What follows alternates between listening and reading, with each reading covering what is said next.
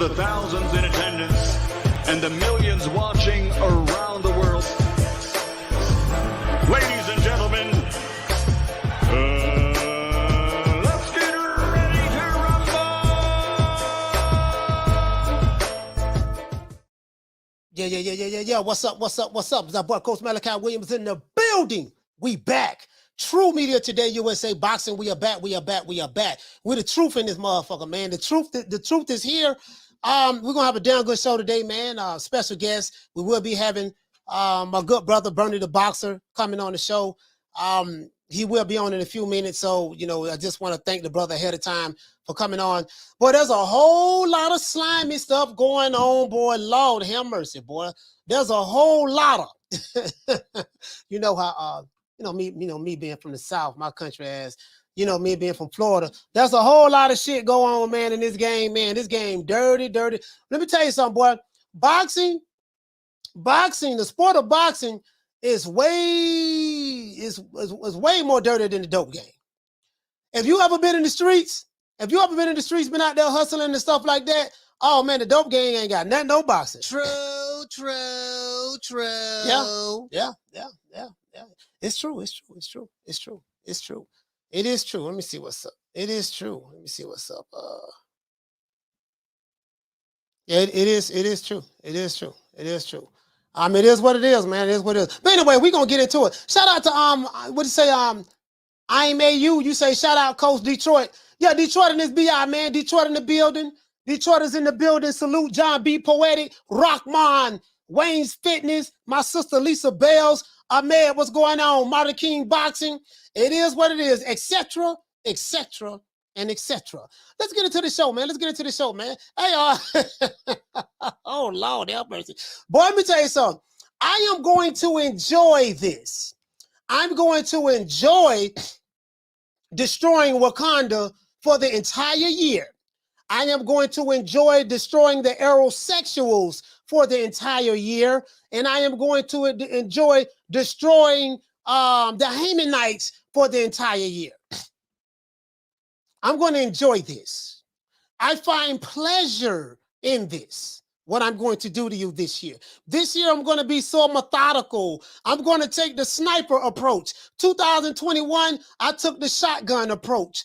2022, I kind of took the shotgun approach. 2023, I'm going to be a little bit more precise, a little bit more surgical, and I'm going to take the sniper approach. That's what I'm going to do. True. And guess what? The Wakandas, the aerosexuals, and the Hamanites, they will be here every day to watch me destroy them. Because they love me. I'm the nigga they love to hate the most. There's nobody that they hate more than me on YouTube. Really though. True. Shout out to Derek Choice. Hey, okay. Dropping that half for bam, dub on your boy. Hey, Leroy. It's gonna be thick in here today. Super chat received. Playtime's over, boy. It's gonna be thick in here today. I can promise you that. It's gonna get real chunky in here. Shout out to Lou Peterson. Lou, what's going on? Lou, what you say, Lou? You say boxing is the worst. Yes, it is. Shout out to Derek. What you say? Let me say salute, coach. I'm so happy. I'm so happy. Did not rob Johnny Rice. I guess you're trying to say you're so happy they did not job Johnny Rice for the victory. Yeah, for sure. Yeah, absolutely, man. Absolutely. Shout out to Marty King Boss and Lisa Bells in the building, Lou Peterson. Shout out to Food Revolution. Shout out to Ricky Tiki Tabby. Hey, okay. Dropping that half for bam, dub on your boy. Hey, Leroy. Super chat received. Playtime's over, boy. Yeah, this show gonna be a classic. I can promise you that. You know me, I'm gonna bring it anyway. I don't know no other way but to bring it. I don't know no other way but to bring it. It is what it is. Shout out to Ricky Tiki Tabby, man. Salute, fam. Shout out to Jamie Vasquez. Hey, okay. Dropping that quarter of a bam, dub on your boy. Hey, Leroy. Super chat received. Playtime's over, boy. Yeah, man, we're gonna put these niggas in the figure fold, the full Nelson, all that shit. I want to fold these motherfuckers up. Run their ass off the block. Your ass on the wrong side of the street. They're on the wrong side of the street. Fuck with me. Shout out to what to say, Jamie. You say just smoke some good green. About to start this workout and listen to coach. Don't get better than this. Yeah, man. I just got through working out this morning. This morning. You know what I mean? Did a little something. You know what I mean? Yeah, I ain't do much. Did a little something. But anyways, man, it is what it is, man. Let's get into the show. Now, There's a whole lot going on. We got the Adrian Broner, Ivan Redcast situation. We're gonna talk. We're gonna touch on that. Ryan Garcia, Tank Davis non-fight that I said on this show. That shit probably ain't gonna happen. You know, everybody taking sides. You know, in boxing, what I noticed on the YTBC, you know, in boxing, everybody pretty much, you know, everybody takes a side or whatever the case may be. But there's people who take the Tank Davis side. There's people who take the Ryan Garcia side, and then there's the middle. Right? The truth is always in the middle, right? Because if you're pro anything, you're only going to see things from that position. So if you pro Big Booty Judy, anything Big Booty Judy say is the gospel. If you're pro Big Booty Judy, if you're pro Red Bone Ebony, everything Red Bone Ebony say is the gospel. So Red Bone Ebony don't lie, Big Booty Judy don't lie, and then there's third leg Tyrone that's big boned in the middle. True. And guess what? Big Booty Judy and what's the name? What I said? Red Bone Ebony, both of them cheating on third leg Tyrone while y'all sitting there arguing, talking about something. Sign the contract, 60, 40, 70, 30, 80, 20. Take whatever we give you. I got shooters. You know what I mean? Drop the addy. You better not show up to the fight while in your mammy's basement. Your mammy. True. Well, these niggas is slow. Some of the dumbest niggas I've ever seen in my life. Lord, your mama should have took some of you niggas to the abortion clinic.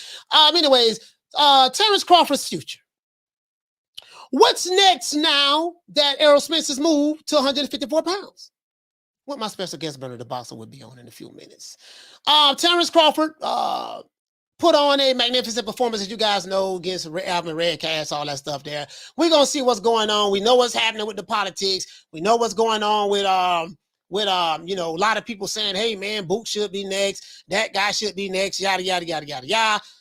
Boots is with Showtime, you know, our Boots Ennis, since they run their mouth so goddamn much. Are they going to send Crawford a contract since you the prospect and try to make that fight happen with him? You know, you got to talk to your masters over there at Showtime now. You know, Showtime white-owned company. Got to talk to those guys so you can make that happen. Also, my brother Vergil Ortiz, I really like Vergil Ortiz a lot. With Oscar De La Hoya's situation, we're going to see what they're going to do. Mandatory will be due in May. So I want to see Crawford. If he's staying 147 pounds, fight to mandatory. I want to see him fight the mandatory myself. But I will say this: he will not get a PBC fight in the ring. That ain't gonna happen. You know what I mean? Again, that boy Al Heyman play a dirty game, boy. That boy Al Heyman play a dirty game. But he learned from the best. He learned from the Bob Arams. He learned from my main man Don Kings, and then he come from the music business, so that's how it goes. The power, I told you guys time and time again, the power brokers in boxing dictate and control who fights who, when, what, and where. That's how this shit goes. Irregardless of what an aerosexual may say, irregardless of what a Wakanda may say, irregardless of what a Hamanite may say, irregardless of what Big Booty Judy, Red Bone Ebony, you know, whoever say, this how this shit goes. If anybody tell you anything else, they are lying. The power brokers in boxing, meaning the financial advisors and the promoters, the guys who have the relationship with the networks who put the money up, they tell these fighters what to do. Boxers are nothing but slaves, period. Whether it's a black promoter, white promoter, black financial advisor, white financial advisor, it is what it is. The fighters are nothing but slaves. I'm telling you, this is what I'm saying. Fighters have no power in boxing. Now, if you are a free agent, you have more power than others. But as a free agent, there's only so much that you can do. Power brokers can still keep you frozen out. But if you are a fighter that's signed, dotted line, John Hancock, to a promotional company or financial advisor, there's no such thing as a promoter working for the fighter. That's bullshit. Promoters don't work for fighters. Fighters work for promoters. Now, I know what they told you, but guess what? It ain't true. True. And I would challenge anybody. I would challenge Rick Glazier. I would challenge any of the big guys who've been in boxing for a long time. And when we had Rick Glazier on here, I told Rick Glazier that. And Rick Glazier said, well, that's how it's supposed to be. But unfortunately, it's not like that. He agreed with me. You get what I'm saying? But I challenge anybody, any power broker in boxing. I challenge any last one of them. Neither one of them, guess what? I can get any fighter on here. I can get any fighter on here. And guess what? I'm pretty sure they're going to say the same goddamn thing. They might not say slaves like I'm saying. You know what I mean? But guess what? They will say, yeah, man, you know, they don't control shit. You get what I'm saying? I'm just being honest with you. They can freeze your ass out, throw your ass on the shelf. You'll be trying to get a fight. You can't get no fight. You get what I'm saying? And this is why you can't, and you definitely as a fighter, one of the worst things you can do is borrow money from your financial advisor or borrow money from your promoter. Once you borrow money from your financial advisor or promoter, boy, your ass on, boy, Lord have mercy, boy, they got you, boy. True. Shout out to Halim. What did he say? He say, Coach, Martin King is ready. Oh, you talking about the 10%? Hey, Halim, we know you want your 10%. We already know that. We know you want your 10%. Shout out to Popular Shit James. Shout out to Bruno Vaz. Shout out to my brother Marquis. Marquis, what's going on, fam? What's going on? Yeah, you see they tried to rob my dog Six Figure Johnny this past weekend, but we wasn't going out like that there. They tried to rob my dog Six Figure Johnny yesterday because they did fight on Sunday morning. They tried to rob my dog Six Figure Johnny. They tried to rob my dog Six Figure Johnny Saturday night going into Sunday night. You know what I mean? The referee, the old, that was an incidental headbutt. That's the oldest trick in the book. True. That was a headbutt. I didn't see no right hand hit Guido in the eye and split him to the white meat. I didn't see that. I saw a headbutt. Then hold on. The other guy who works for Top Rank who came in the ring, he said, hey, look, man, that was a punch. He said, no, I saw a headbutt. That's what I saw. And then the commissioner stepped up in the ring. He said, hey, look here, man. That wasn't no headbutt. That was a punch. Well, I saw it was a headbutt. He said, well, listen, man, we don't do replay over here, so we just gonna have to go on my word. The doggone commissioner had to say, hey, look here, baby boy. I know we don't do replay, but ESPN got the replay. If you want to look at it, you can just look at it just to make sure. He said, all right, man, but goddamn, I'll go look at it. I'll go look at it for a whole head cheese sandwich. He went over there and looked at it. Oh, I was wrong. No. You know what? I tell you what, that referee right there, you don't need to work no more. I'm gonna tell you something else too. Hold on, I got a referee that's gonna be coming on this show as well. Let me call my man Melvin Farmer right quick. Let me call Melvin Farmer. See, can I get this referee on? I got a referee that's supposed to be coming on, a professional referee on top of that. And we're gonna get him on. He you know, and we gonna ask him some hell of a questions. Have you ever thrown a fight before? Have you ever been paid to come with the flim before? You know what I mean? That's what we need to know. I got some heavy hitters coming on this show. Told you guys I'm gonna be traveling. You know what I mean? I'll be on the airplane to a city near you next month. All right, Melvin ain't answering the phone, so I'll wait to Melvin to give me a call back. You know what I mean? So Halim, well, hold on, what'd you say? Halim's, hold on. Shout out to Mielo. Hey, okay. For dropping that quarter of a damn dub on your boy. Hey, Leroy. Super chat received. Great time's over, boy. Mielo, what did you say? Boxers do get treated like slaves. You're right. Now, when I say boxers, I'm not saying every last boxer. I'm not saying all of them. Now, it might be 1 or 2, 3 or 4, 5 or 6, 7 or 8, 9 or 10 that don't. But boy, I'm talking about when you say those big name, those are the big name fighters. The big name fighters, you know what I mean? Like the Canelos and stuff, you Gucci on that there, right? But shit, but the majority of boxing, the majority of the fighters are blue collar fighters. Most of these fighters, they ain't no damn stars. They ain't no Terence Crawford, no Tank Davis or Ryan Garcia or Errol Spence or Deontay Wilder or Tyson Fury or Canelo Alvarez or Anthony Joshua. Shit, most of these fighters are just average, everyday, blue-collar fighters. That's what boxing is comprised of. The average, everyday, blue-collar fighter. That's what boxing is comprised of. It ain't comprised of a whole bunch of goddamn superstars. Y'all act like, not y'all, motherfucker act like when you say boxing, they act like Canelo represent all of the fighters. He don't represent all of the fighters. So, he's not the norm. The norm is the Ivan Redcash. The norm is the Tony Harrisons. The norm is the Johnny Rices. The norm is the Guido Villanellos. That's the norm. That's the average fighter. You get what I'm saying? And there's levels to it. You got corner store fighters. You got liquor store fighters. You got Chitlin Circuit. You know what I mean? So there's levels to it. Shout out to my sister, Bless 365. Hey, okay. Dropping that quarter over. Bam, okay. Dub on your boy. Hey, Leroy. Super chat received. Playtime's over, boy. Bless, what you say, sis? You say, coach. He said, you can hear Johnny in the background say, I punched that motherfucker. Hey, Bless, I did hear that. True. Hey, Bless, I heard that. I heard that, Bless. Johnny, right, they tried to rob a dog. Hey, listen, my dog on a 3-fight winning streak. My dog on a 3-fight winning streak. They tried to rob my dog, man. Shit, I thought we were gonna have to pull up. Shout out to Niello. Hey, okay. For dropping that $2. Bam, super chat on your bro. He said, I'm saying they are controlled. Controlled, whatever. Controlled, it's the same shit. Same shit. He said, can we get Johnny on the show? Yeah, we're gonna get Johnny on the show. I'm gonna get him back on there this week. Let me try. Same shit. It's the same shit. Shout out to Anna Lee. What did he say, coach? I heard Zab Zuda now works at a hospital. Yeah, I don't know. I know Zab. I think he's the president of BLK Prime. I think he's the president. I'm not sure. He's in a high position at BLK Prime. So I don't know if he works at a hospital or not, sis. I don't know.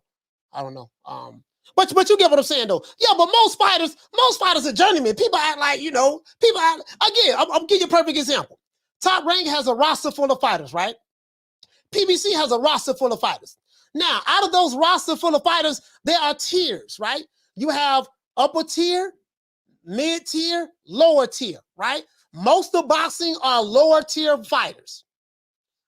You have a few fighters that are mid tier fighters, and then you have the very, very small few that are higher tier fighters, right?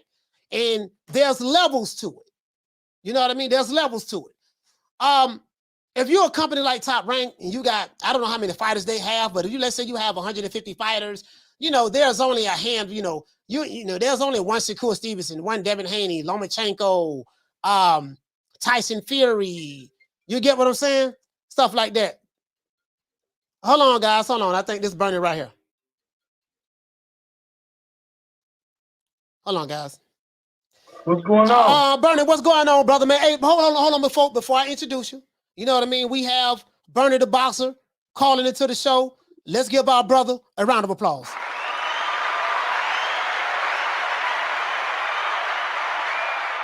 And as a matter of fact, let me type this up, let everybody know that this is you on the line. Bernie, what's going on, brother, man? Talk to me, fam. How you feeling? What's good, family? How you appreciate you for having me on? You know who it is. You know what it is. Yours truly. It's Bernie the Boxer. I say, did you miss me? They miss you, man. They miss you, man. Hey, Bernie, man, I'm glad you took the time out. I'm not going to hold you long, my brother. I know that you was in New York at the same time. Terence Crawford was in Omaha, Nebraska doing his thing. And so I hear that you're training now. So is it official that you are a trainer? Yeah. Yes, sir. Yes, okay. Sir. I'm one of the trainers at B&B. Yes, sir. Oh, man. So how do you feel about that?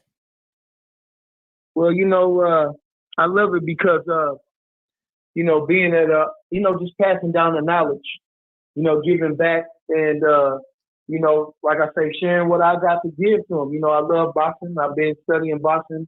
I've been in boxing since I was about 9 years old. And like I said, it's a dream, Shout out to Sporting Icons. Anybody that don't know who you are, I mean, everybody know who you is, but just in case someone is listening to the show for the first time, could you please let everyone know who you are? Well, like I say, in the industry now, I'm going by Bernie the Boxer. Mm-hmm. Also closely known as, with Bud Crawford and the camp. Like I say, I was a professional boxer myself. I was top-rated amateur. Mhm. And like I say, I've been studying boxing for over 30 years. And, like I say, that's me. That's me. Boxing is me.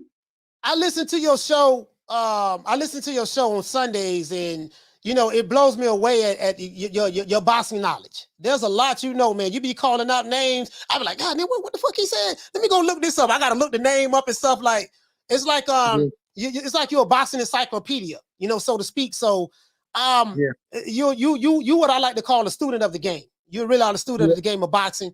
So how do you feel about the state of boxing right now today, as it relates to based on how you grew up, the way you came up seeing fights, and then just the state of it today? How do you feel about it?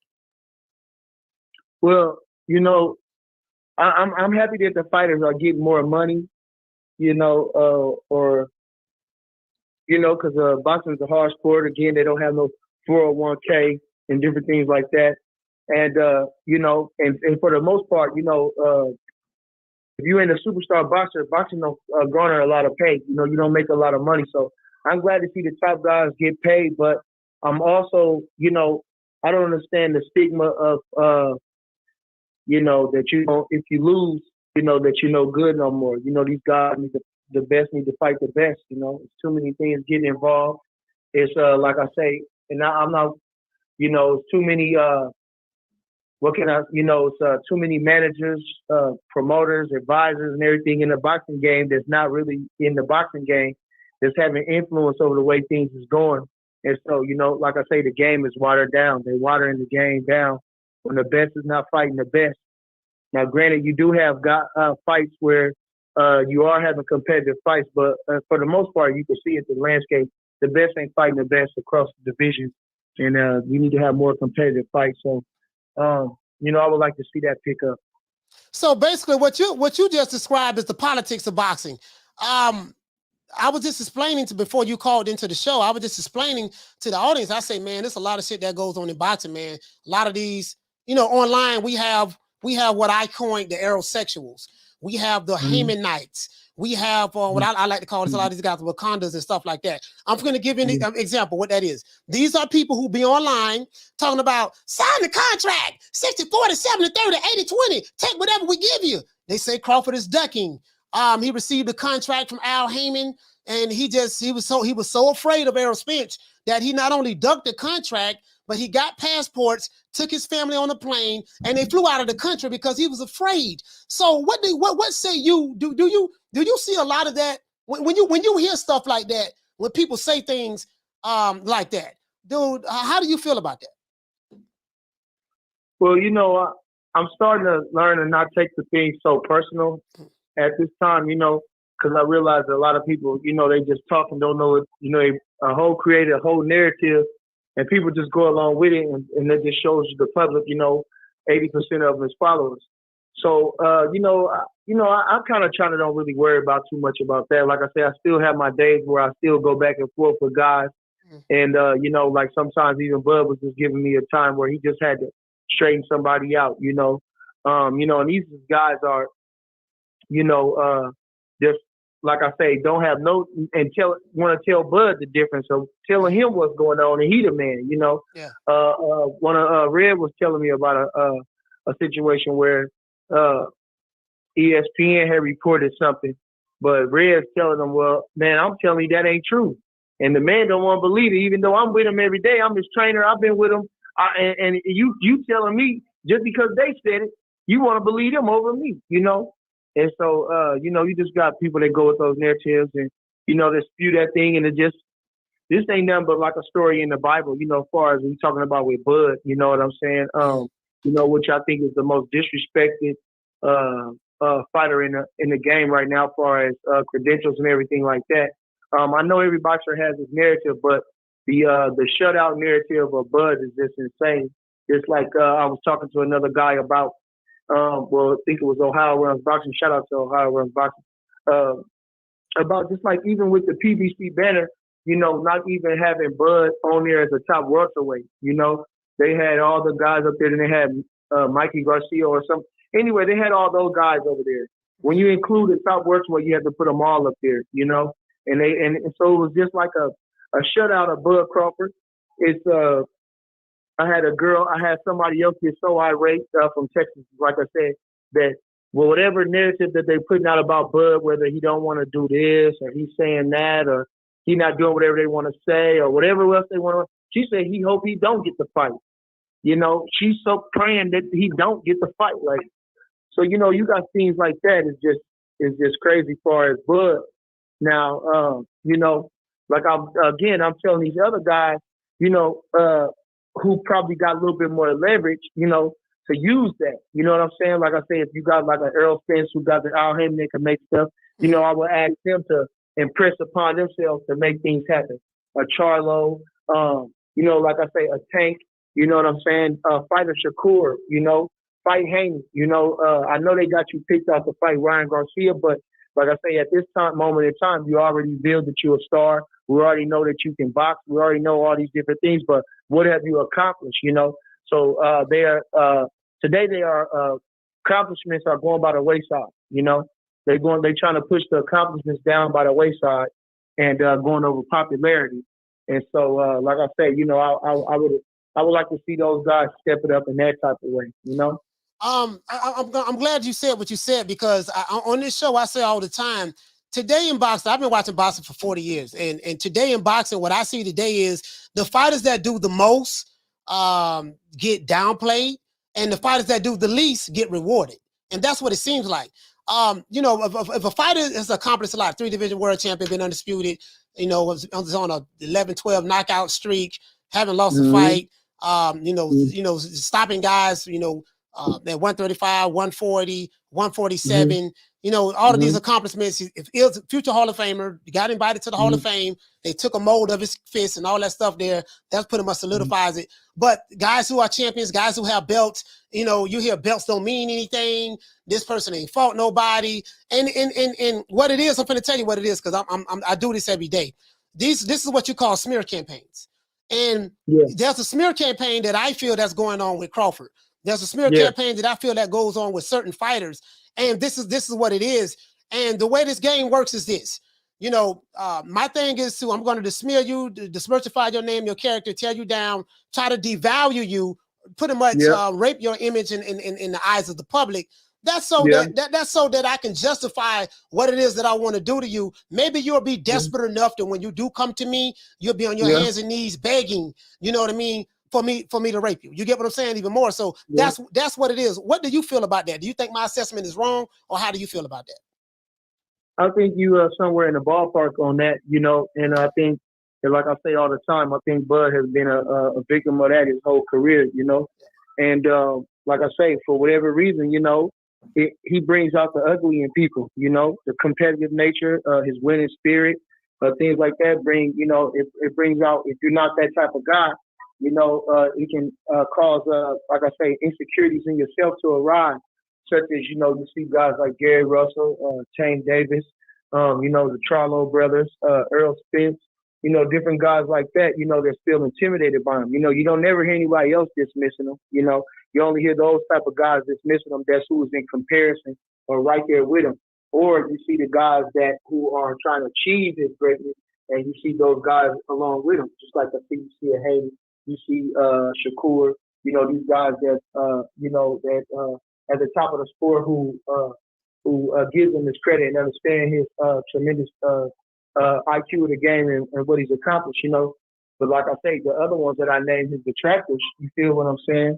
Who, like I say, I won't say have not accomplished so much, but, you know, are somewhat in the rivalry of him. Like I say, you know, you have Tank that Mayweather loves Tank so much, loves Crawford a lot, and, you know, then you got Tank and him not getting along, and you got Mayweather give him, so I would figure that's probably what Tank, why he hates him so much. And at the same time, him being a lover of Errol Spence, you know, but again, not having, see, then again, you got to be those guys that's like, they're like on the same side. So they like biased, you feel me? Instead of just saying, shit, that's a hell of a fight, or, you know, I love to see this, you know. So you see the hate coming from guys like that, you know. But again, so it's like I say, you know, you got it brings out the good and the best of the people. These guys, like I said, they don't really want to challenge themselves. They got the hate. The hate to see Crawford name get built up, put his top pound for pound, this and that, and then you got everybody else to hate on that. But then you got the other guys, like I said, the two guys that I named, Shakur and Haney, who trying to achieve greatness, trying to be great, and some will have been shitting on themselves. Understand his plight, and it's a give and take thing like that. But with Bud, again, like I said, if you any type of person, I don't care what it is, this could be any walk of life. If you could watch his story play out as a movie, how can you not root for this guy? Now, like I say, how can you not root for this guy? How can you, if you watch this man's story, how can you not root for this guy? The facts been known, like I say, that man, he couldn't do nothing. Ain't nothing else they could do. Bob Arum, they purposely shamed, wouldn't give him the fight on purpose. That's known. Yeah. When you say that he signed a big contract, well, why not sign a big contract with what he was doing? But again, we already had done business with PBC before, so it was never no reason to think that the deal wouldn't get happen or him and Errol Spence wouldn't fight. Yeah. We've never seen this before. Where it's prolonged like that, which and only what they always reference is Pacquiao and Mayweather, who was two different walks of life and two different time frames. Mayweather had retired, so it was different dynamics, even though they was both huge stars and everybody wanted to see the fight. So, like I said, shit. Like I say, this boy been boycotted his whole career. Ever since he became a fear factor for the 147-pound division. Every one of those fighters who people want him to fight or blame him for not fighting had a reason not to fight him, except for two that ended up fighting, which was Brooks and Porter. And so, like I say, every single one of those guys. So if you watching this unfold, how can you not root for him? You never heard him find no reason not to fight any of those guys. He called out all those guys way before any of them called him out. Nobody wanted to fight this guy. Every single worst away ducked him and had a reason not to fight this guy. And so if you're seeing all that, then you see his disgruntlement with the contract with Bob Arum. They say all these nasty things about him, Master Bob, this and that. Mm-hmm. Well, how has he been playing? How has he been if he's upset with him? If you a good boy, you're doing what he wants, but he's not doing what you want. So, and he's calling you on your bullshit. You're not giving me, you owe me my money. You told me, you said you're going to pay me, so pay me. I'm holding you to your word. And then you're not giving me the fight that you told me, that I wanted. And so we having a dispute.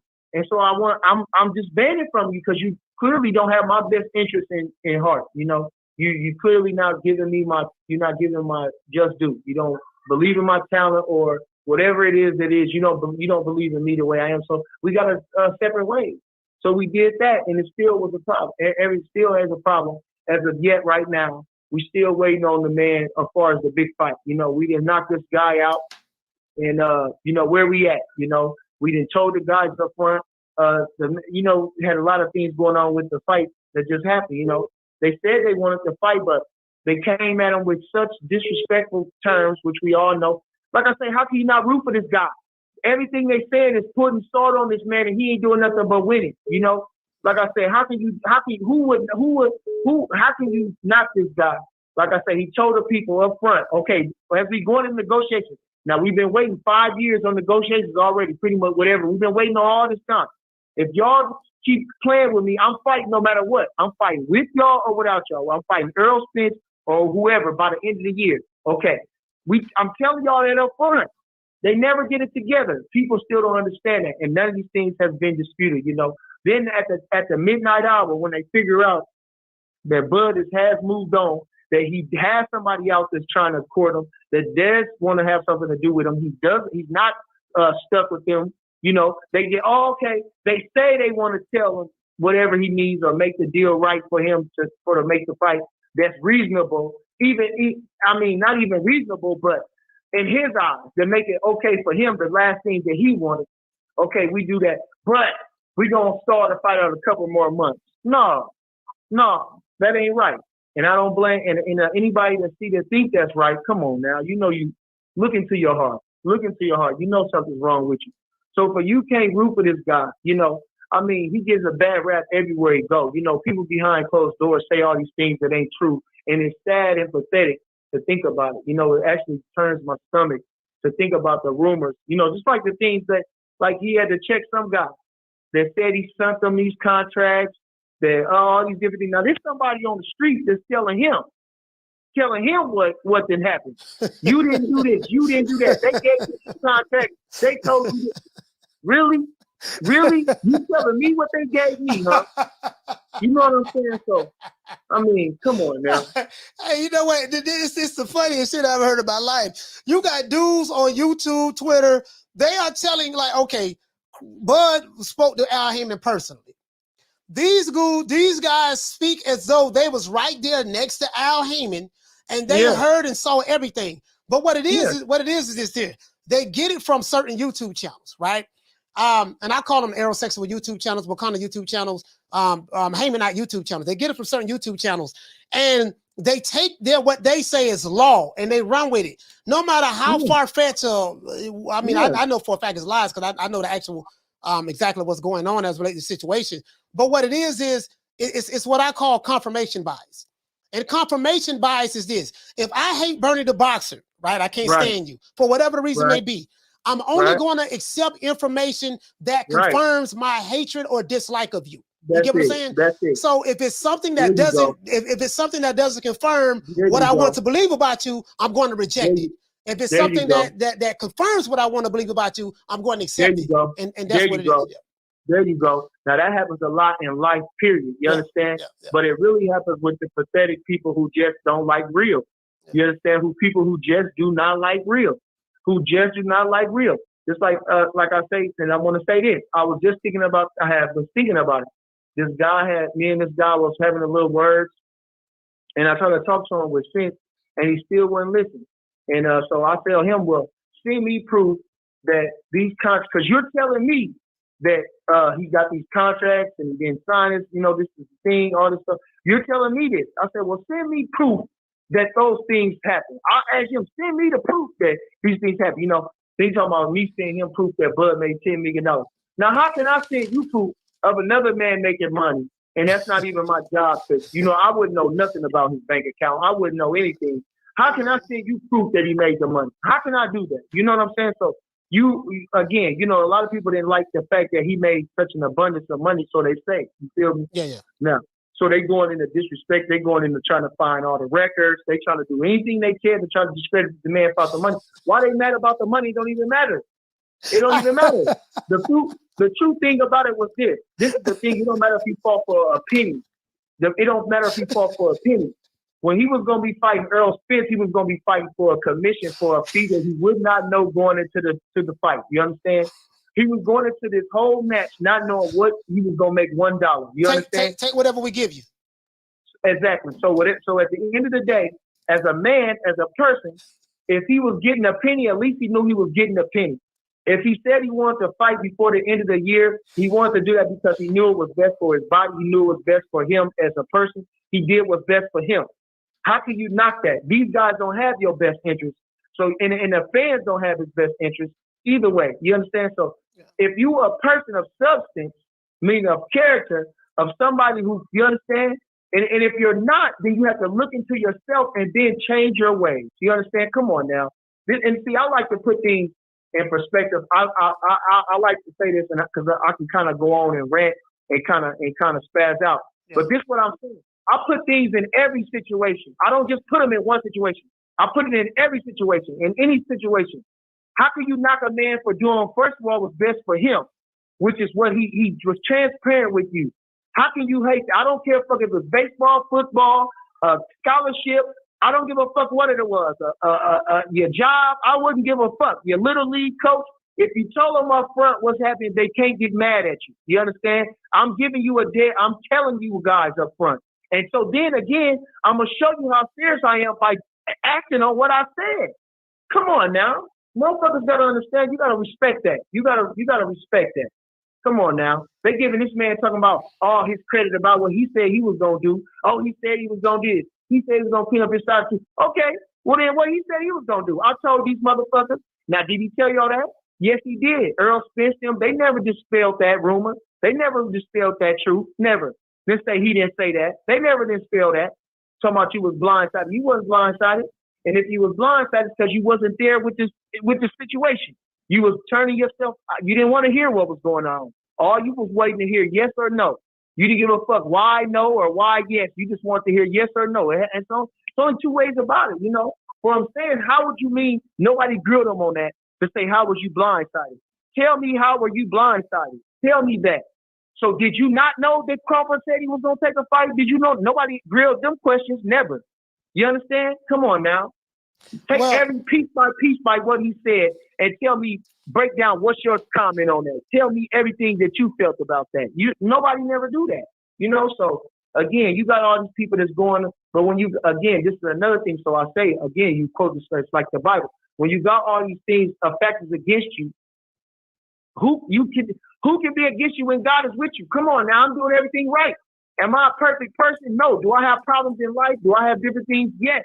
But far as boxing, I'm doing what I'm told. I'm doing what I'm supposed to do and more. I'm exceeding. I'm beating these boys out the water. I train. I live in the gym. I do all these different things. Come on, man. How can you not root for this guy? And then you got all these people turning on him. So it's easy to turn on somebody. It's easy to love. Come on now. Which is win. All right. Question I have for you is, you know, I remember back in 135 pounds and 140 pounds, a lot of these same, I've been on YouTube for 2 years, right? But a lot of these same guys, they was fans of Crawford. They used to root for him and everything. But I noticed the switch came when he moved to the 147-pound division. At 140 pounds, he was fighting PBC fighters. 135, I think he might have fought 1 or 2, I'm not sure. But I know for a fact at 140, he was fighting PBC fighters. But as soon as he got to the 147-pound division, things changed. And I want to run this by you.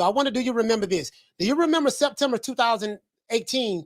I think it was a Danny Garcia fight when Errol Spence was on the podium and him and Derek James were literally just tearing down Crawford's name, resume. Who has he fought? Yeah. This is when Spence said, Terence Crawford on side street. Terence Crawford on side street. You know, I mean, he went ESPN. I'm with Showtime Fox. You know what I mean? Yeah. And then he went to talking about, hey, well, who was he fought better than Chris Algieri? Who is this? Who is that? So it seems that a lot of the things that you see, it seems like it's a cult-like following. And it's not, I'm not saying it's Spence's fault. I'm not putting this on Spence. But I'm saying the people who have chosen sides, they used to love Bud at 140, but at 147, they hate him. And it's like whatever Spence says, they take it and run with it and make it law. They, you know, when he say 70-40, 60-30, 80-20, sign the contract, take whatever we give you. Even though he said that he was just playing with Brian Custer, but his followers took it seriously and online. So my thing is this here.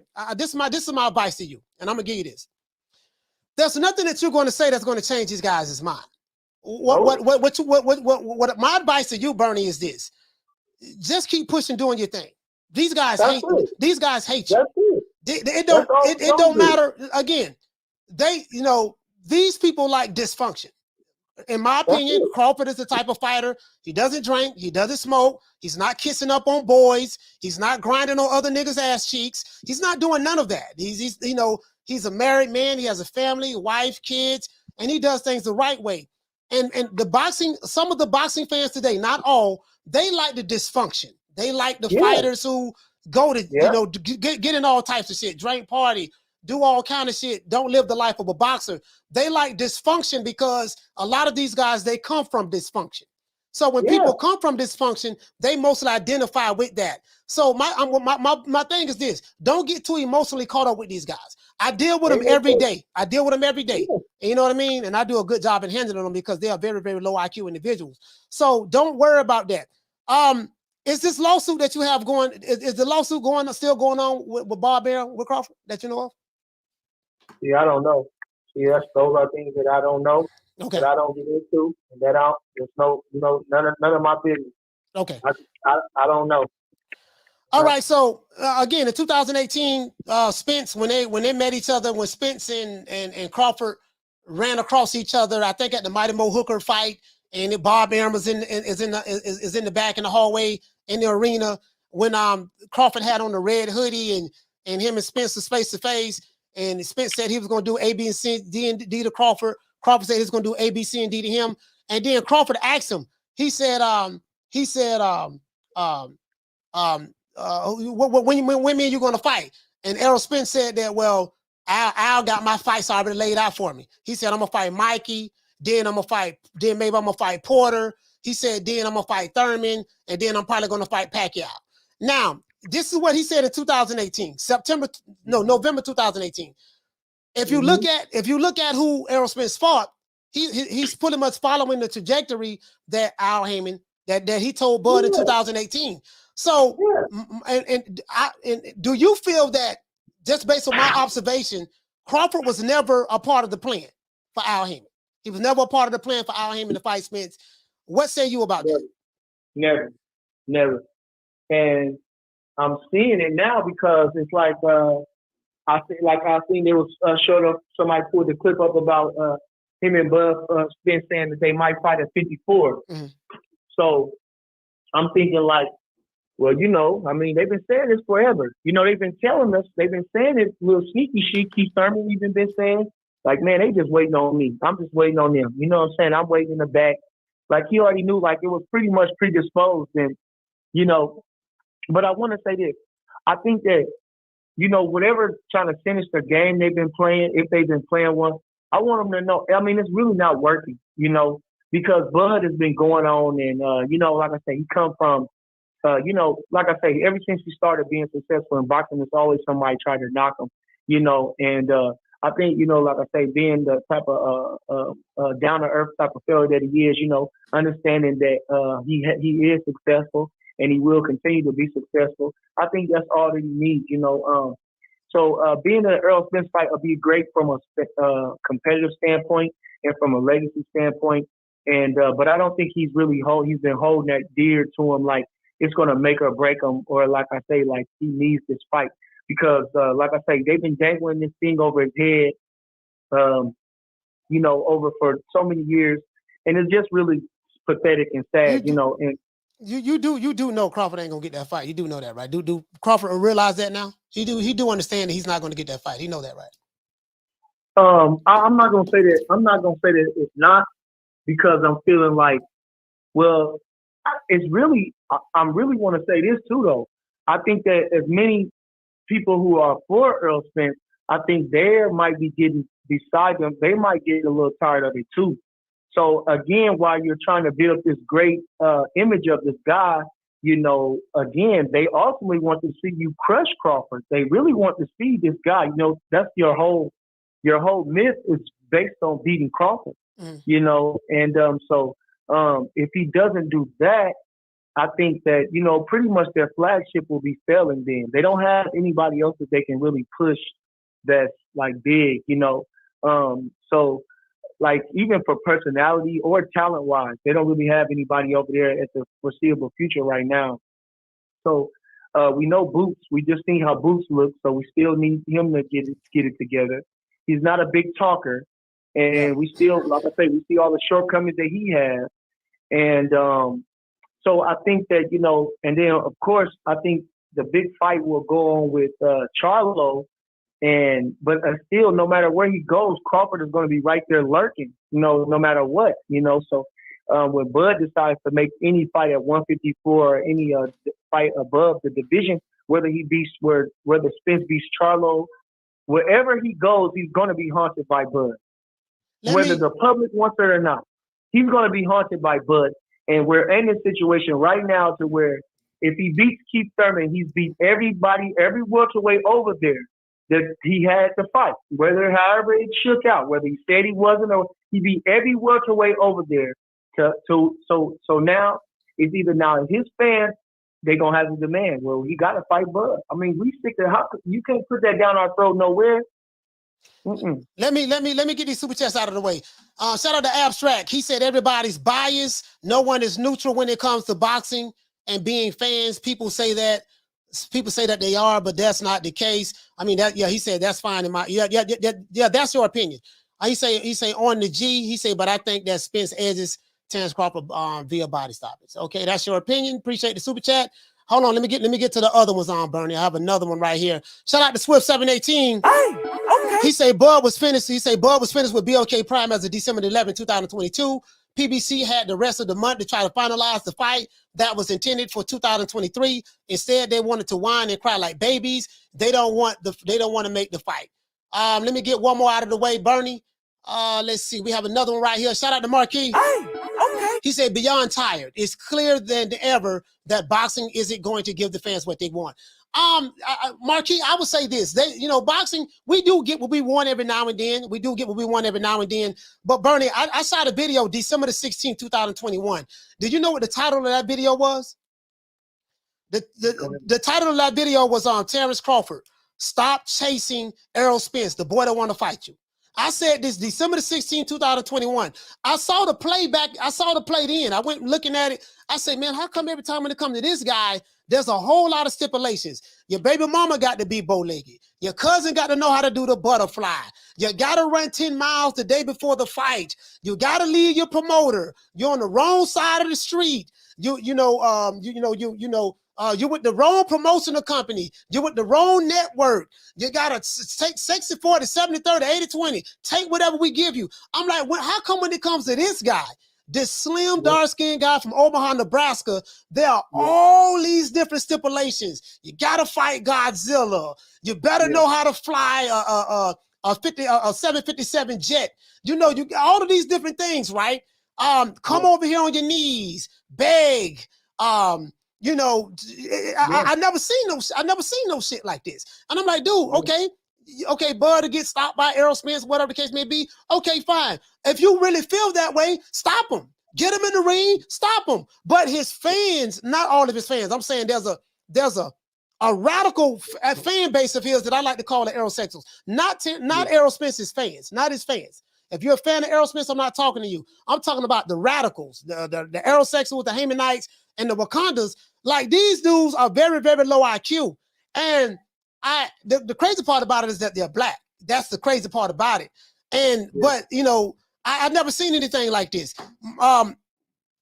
Why are certain fans, they seem like they were so upset, angry, mad that Crawford got paid $10 million over that BOK Prime? Why are fans who have a net worth of 2 figures, they broke, they ain't got no goddamn money, living home with their baby mamas, playing the PlayStation all day? Why are they so furious that another black man got $10 million to fight someone else? Why are they so emotionally invested in what Crawford got paid? Why does it hurt him so much that he got paid $10 million? What say you? But I say, first I want you to say, see, when you say that tell Bud to stop chasing Errol Spence, see, that's wrong. See, that's a narrative where Bud is all he's thinking about is Errol Spence. Okay. That's not true. The fight, the fans want to see the fight. They're supposed to be the 2 top fighters, so the fans want to see the fight. Really, the Bud is the one to beat because all the dimensions that he brings into the game. Mm-hmm. Errol Spence is a one-stop guy, and so everybody, that's not, again, the real test is where Bud lies at, is what all he has to bring. And can Errol Spence pass that test? That's the main thing that everybody really wants to see. And again, since Bud is so high caliber and he whoops his guy so easy, nobody gives him a chance. They thinking that this is the only guy, no matter what, with his strength and his big physicality, that he could give Crawford some of those troubles with all his abilities that he has. So the thing, like I said, the thing about the hate about Bud is this. Like I say, he confronts you about things that you have within yourself. He confronts things of people that they have in themselves. Like I say, a guy who come from first Omaha, Nebraska, not a known boxing town. A guy who, like I say, you hear about him and you hate him. Called off 2 weeks before to fight a puncher in Bradis Prescott. Who was a puncher. We was coming off the scene. That was our best opponent at the time. They caught him and passed with flying colors, won every round. They take him over to Scotland to win the championship. Like I say, he gives this guy number 1 contender just because off the strength that he felt he won the fight. But, so he gives Beltran a shot off the strength of merit. You know, he fights Gamboa, a fighter who nobody wants to fight. You know what I'm saying? In his first home title defense, in his hometown, first title defense. You know, like I say, he goes when there's nowhere competition there. Adrian Broner goes up, and no fault of his own. You know, no competition there. He goes right to 140. Of course, he gets the pathway to you know, they got everybody sewn in with a title. You see Tank, he carries all WBA titles and only one, and none of them are real. He's never won a WBA title, but ain't nobody saying anything about that. Tank got 5 fake WBA titles, but they without Heyman. You understand? So anyway, this guy fights for the full title against Delorme, who was a contender in 2 divisions, 47 and 40, and he wins the championship. Okay, so what? So now that we're the champion, we fight the most feared guy in the division, who is Victor Poso, in a unification match. You know, well, of course, the guy didn't give us no help by putting it on pay-per-view. Of course, we wanted to fight. There wasn't no date, so they had to make it pay-per-view. But they didn't do a good job. They didn't float Crawford. They didn't float Posto. They didn't show how much of a terror he was. You know what I mean? They put the pay-per-view probably too high at the time. I can't even remember, you know. So, like I say, so they're not doing him no favors. But what we do, we fight the most feared guy in the division, and we beat him. We doing everything we can there. Come on, we beat the gold medalist. We beat all these guys that beat somebody, whooped them all, whooped them easy too. I mean, like I say, son, can I reach this guy? You know, we go for the WBO. We thinking if you got a belt, that's all you need to get. That's the trinket to get to you. That's the prize. No, I'll get the belt. No, it don't matter what I do. So, like I say, you know, it confronts people to, you know, Bud is a risk taker, and Bud is a person who has self-belief. A lot of people don't have self-belief. So when you're looking at his story, it's easy to hate him. You know, it's easy to hate him when you see everybody kicking him. You know, you can see everybody talking about him. You know, everybody talking about him. You know, this and that, but he's winning. You understand? So it's easy to do that. You know, it's easy. Let's say, you know, he got bummy clothes, or he's not that handsome, or whatever. You know, but he's good at boxing. Yeah. Or he's good at anything, you know. So people love him, and he get a lot of respect. But you got all this stuff, but you don't have that. You know, you miss it. So, you know, his head is still held high no matter what he's doing. And it doesn't matter if people are going against him or not. And so some people, you know, they hate that, you know. So, again, so they want to believe anything that they, like you say, if it's negative, they want to believe it. If it's something positive, they don't want to believe it. So, I think that's the biggest thing with Bud Crawford. What are? I mean, I know you probably don't know what Bud is going to do, because I was at the fight and I saw the press conference. Well, you know, he didn't know exactly, what options. You know, he know he has options, but he doesn't know exactly what he's going to do yet. He said he's going to go on vacation and he'll come back and look at the options that he has. So he's in the WBO. You have I'm looking at it right now. Vergil Ortiz is ranked number 1. But we learned that he's taking the WBA route. Jaron Ennis is ranked number 2 in the WBO, which that would make him the next guy in line to fight Crawford in the WBO. But I'm hearing that he took the IBF route. Keith Thurman is ranked number 3, but Bud and Keith Thurman, that ain't gonna happen because that's PBC still. And he's fighting, that's PBC still. That's not gonna happen. So number 4 in the WBO is Alexis Rocha. So what are the options that, in your opinion, that you think Bud has in the welterweight division? Well, I think the sky's the limit. You just never know, Can't say who going to be next, but, like I say, if you're a Bud Crawford fan, if you're a boxing fan, you want to tune in and watch him go to work. Like I say, if you've seen what we did to Venetian, we did that was called a back. That was something that we practiced on a bag. That was a bag drill. You knocked him out with a bag drill. Practice makes perfect. So, if you're a boxing fan, again, you want to look and see, you want to learn something at the same time as being entertained, then you watch Bud Crawford, as you named all those guys, they all obviously turned their heads. They went somewhere else. Not his fault. You understand? Obviously, he's not the money man. He can't pay them. He can't do anything about it. So it's not his fault. So, you got to go on and keep going on with the train. Never know what's going to be in store, though. Maybe. Yeah. Let me ask you this question, because I've been hearing this a lot. A lot of people in the fans have been shout out to Tula Vista. Hey, Now he said, would you ask Bernie what's next for Bud? Did Bud send a proposal to Golden Boy, and was it not accepted for the Vergil fight? He wants to know, is Crawford sending out him being the champion? Did he send Vergil Ortiz say, hey, my name is Terence Crawford, I'm offering you a fight to fight with me? And did he do that, or that you know of? Or how does that work? Well, I never knew. I don't think that it works like that. Yeah. You know, I think when it's a promotion being offered, I think they let the candidates know that it's open and you can chase it if you want it. Mm-hmm. So being that he's the champion, you know, and being that this guy's a mandatory contender, well, I'm sure they informed him that you're the mandatory challenger and you can pursue to make the fight. So it's not on Bud to make the fight. I mean, you know, that's a good fight, but I mean, Vergil Ortiz, Bud don't have to reach out to nobody. Yeah, Vergil Ortiz, and see these. I think a lot of these guys they don't get it.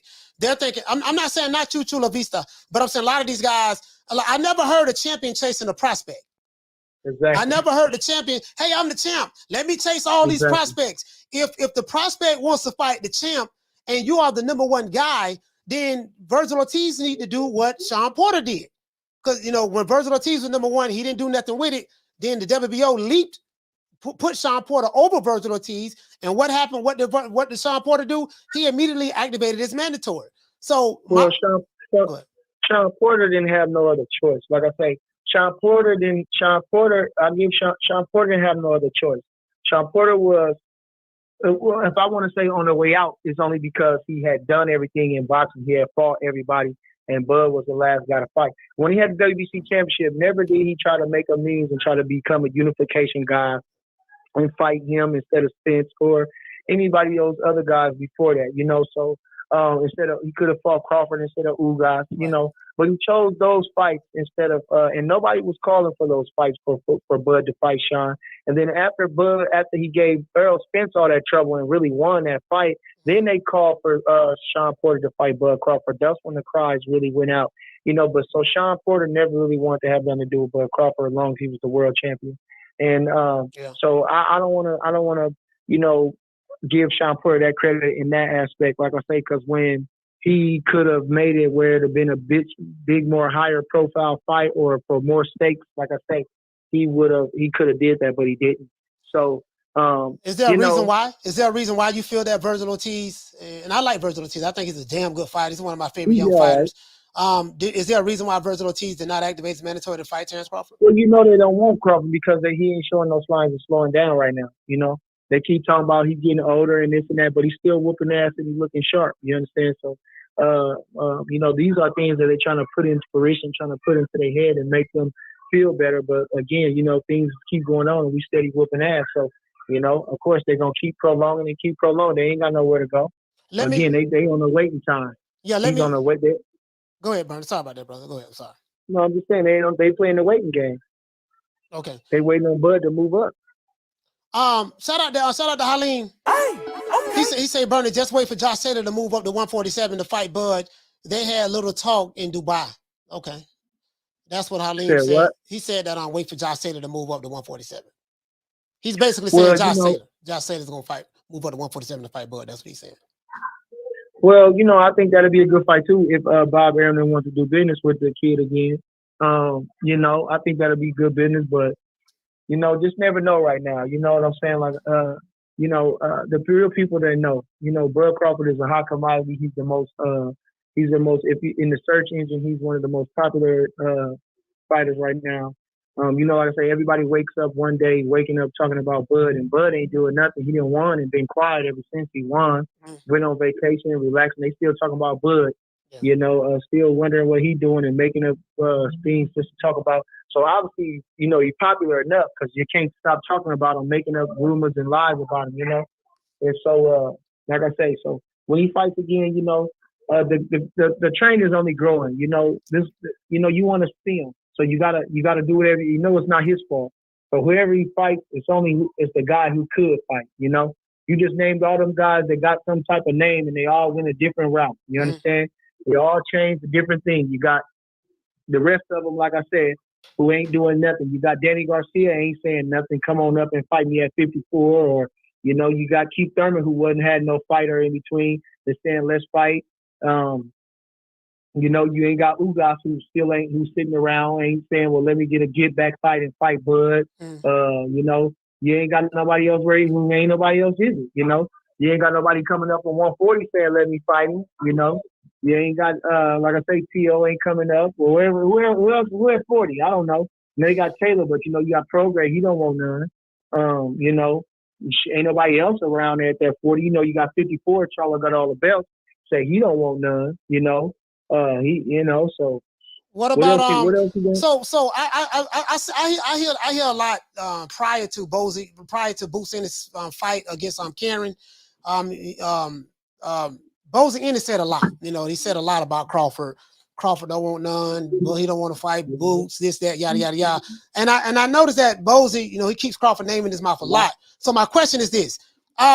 What is it that Jaron Boots Ennis can do in order to make a fight with Terence Crawford, since they're saying that Crawford is running from them and ducking them? What is it that he can do?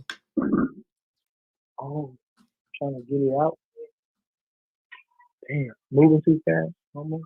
I told you that. Oh, yeah. Yeah. Okay, sorry about that. Give it to me again. What'd you say? Hold on, let me get this super chat out the way. Shout out to Bless. Hey, okay. She say Bud can KO one time. Sorry, Ma. Yeah.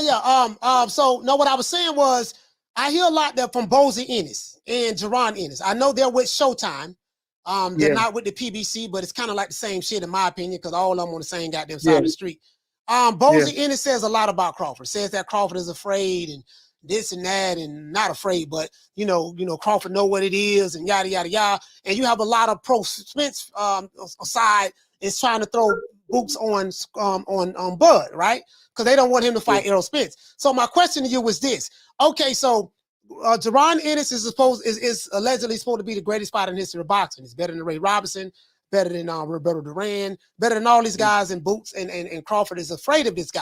So my question is this: Jaron Boots Ennis is ranked number 2 in the WBO. If Bozy Ennis is watching this show, or will watch this show, and they will, because everybody watches me. What is it that they can do to make the fight with Crawford? You know, what is it that Boots Ennis can do to fight Terence Crawford, knock him out, do what he got to do? What say you about that? Well, he can't beat him. That's one thing. Ain't nothing he can do about that. But he can definitely sign up for an ass whooping. And like I said, you know, again, we just seen that Boots needs a little bit more seasoning, you know. And yeah, but what is it that he can do to get that fight though? Like, okay, they're saying that, hey, he's the next guy in line. These guys online are saying that Boots is Crawford's mandatory, which I know that ain't true. We just pulled up the WBO, and the mandatory is not due to May. So my question is, what is it that Jaron Boots Ennis, the baddest man in the history of the welterweight division, can do to fight Terence Crawford? All you gotta do is activate his most mandatory. Push for the fight. Okay. Push for the fight. Push for the fight.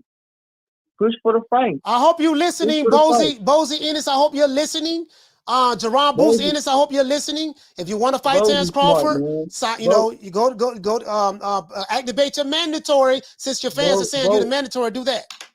He know what to do, man. Listen, he know what to do. He's been around boxing enough.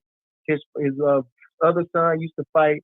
They know. They've been around, you know.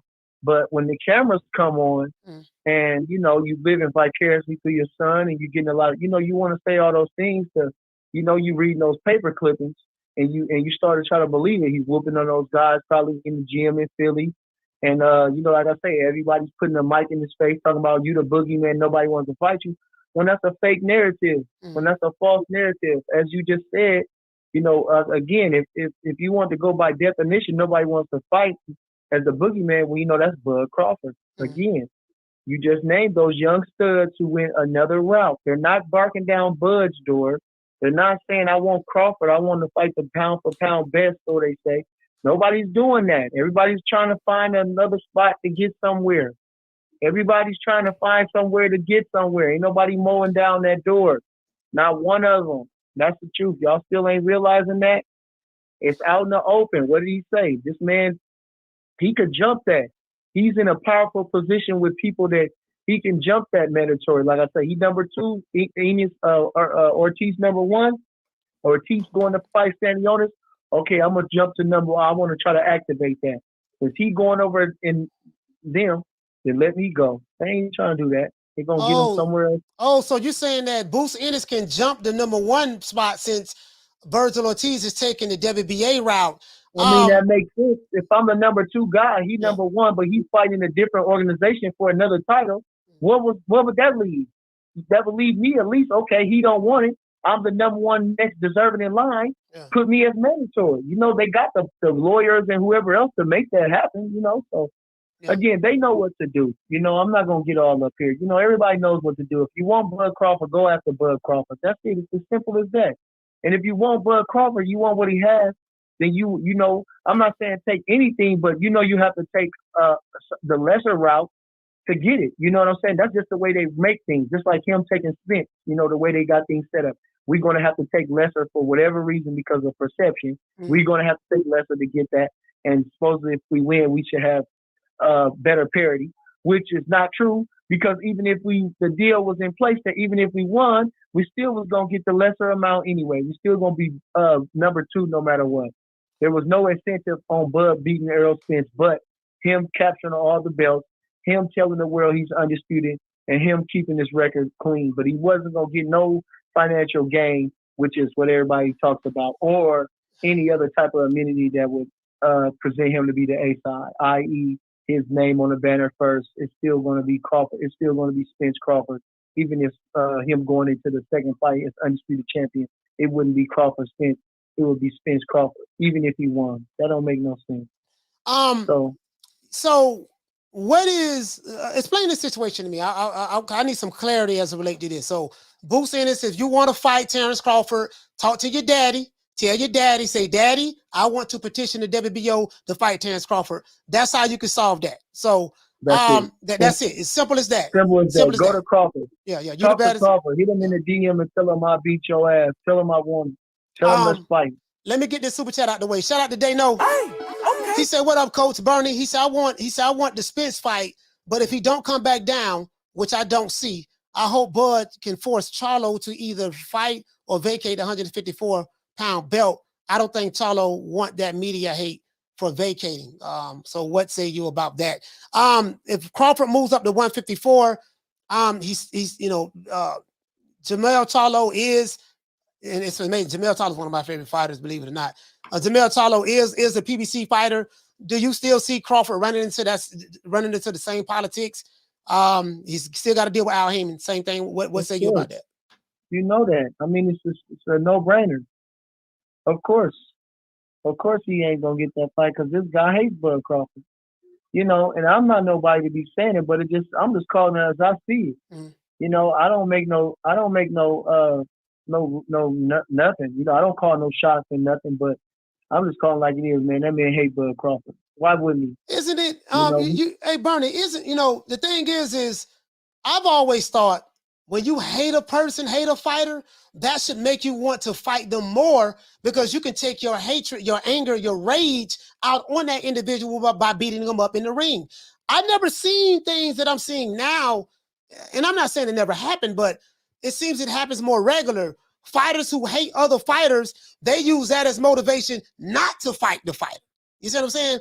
Versus using it as motivation to fight the fighter. If I hate you, you know what, dog? I hate this dude so much. I'm going to get the dude in the ring. I'm going to beat his ass, embarrass him, dog walk him, mud him in front of his family and friends, whoever's out there in the audience. Exactly. But in today's time, fighters will hate you and say, you know what, I hate you so much, I'm just not going to fight you, and turn the other way. What say you about that? Which is sad. And then again, like I say, how can you hate Bud Crawford who ain't done nothing? You know, he don't talk bad about nobody. You know, he don't say nothing bad about none of them guys. Mm. He never said nothing disrespectful about him, never threw no shots at him. You know, and so, like I say, you know, I got into this because I keep hearing all the hate that Bud got. So that's why I became doing anything on YouTube. And so, like I say, I don't know how you can hate him. You know, again, as I called out earlier, you know. Shout out to True Grit, Omaha, Nebraska. He said Boots failed the eye test. Next test will be his jaw. Okay. Shout out to Fonts. He said, hey, coach, hope all is well. He said, you and Bernie smoking a Nick pack if y'all think Bud can beat Boots. Boots in 10. Well, again, Fonts, I'm going to say this again, my brother. If Boots if you feel that confident about Boots, there's nothing wrong with that. Boots may be the greatest fighter in the history of boxing, listening to you. So if Boots wants to fight Terence Crawford, I think what you need to do, my brother Fonts, get in contact with Boots Ennis, Boots' daddy. Tell his daddy, say, hey, daddy, get in contact with the WBO and force that mandatory so that Boots can prove you right. If he's not doing that, my brother, then it's just all talk as far as I'm concerned. You know what I mean? That's what I got to say about that, fam. See, now listen. So then, now this is where we coming into the aspect of this, okay? Yeah. So now you got to understand that this is what I'm learning. That comment right there, stuff like that, saying something blatant and dumb like that, that's to get a reaction. So therefore, then we're either not, you don't want to get upset behind it because it's so stupid, and it seems like hate, but it arises a conversation to where you just talking. So it's just like kind of controversial or drama. And that's where this thing is going at right here. And that type of comment right there, see, that's a comment from a person who wants drama, who wants to look for, it's not an intelligent conversation. That's what I'm saying. And that's a lot of things with the YouTube is going on. That's why I call him Wendy Williams, because that is a situation right there. It's just like it has no real true basis. It doesn't really have no merit, especially based on the way he looked his last fight, and again, to say something derogatory that we're smoking a Nick pack or whatever you want to call it, or something where happen to be delusional in some type of way. He got that from me. No, he got that from me because I always say Nick Sack on the show. He do be smoking a Nick Sack and Reggie, so that's what he's saying. So I mean, he has a right to his opinion. If he feels that, I understand. Even if he's using that at the same time, like I say, it's not true. Like I say, it's a bait thing. You know what I mean? It's not really his true opinion. That is something to try to cause disruption on the show or to you or for me or whatever. Shout out to Bless. She said contact his daddy. Borjas. Yeah, just contact his daddy. His daddy, get in contact with his daddy, tell him to petition the WBO. Because my thing is this here. If you're telling me that that Crawford is running for these guys, and people like Boots Ennis are in a position to fight Crawford, he's in a position to petition the WBO, why won't he do it? That's all I'm saying. If you think you can beat the guy, just petition the WBO and force the mando, because you guys said that he's the mandatory. Well, if he's the mandatory, why is he not mandating a fight with Crawford? That's my only question. And when I ask these questions, nobody has an answer. They deflect and go other ways. So let me ask you this, because I know you've been on here for a while, Bernard. I don't want to keep you long. Bud Crawford. Oh, well, I was and shout out to Blue Blood Sports TV, but I want to bring this up. Blue Blood Sports TV, Terence Crawford said that he met Terence Crawford at the 7-Eleven. So I don't really want to talk about that. But to your knowledge, how did Terence Crawford and BLK Prime connect? How did they connect to your knowledge? Well, it wasn't through Blue Blood Sports. Well, hold on. I don't mean to interrupt you. You said it was through Blue Blood Sports, or you said it wasn't through Blue Blood Sports? It wasn't. Oh, it was not. Okay, go ahead. It wasn't. I don't know what affiliation he has with them, but I definitely wasn't. It wasn't. He didn't make that deal happen. And, I don't necessarily know how they all got started in it, but, they chose right trying to get their thing off the ground with Bud Crawford, who's a superstar in boxing.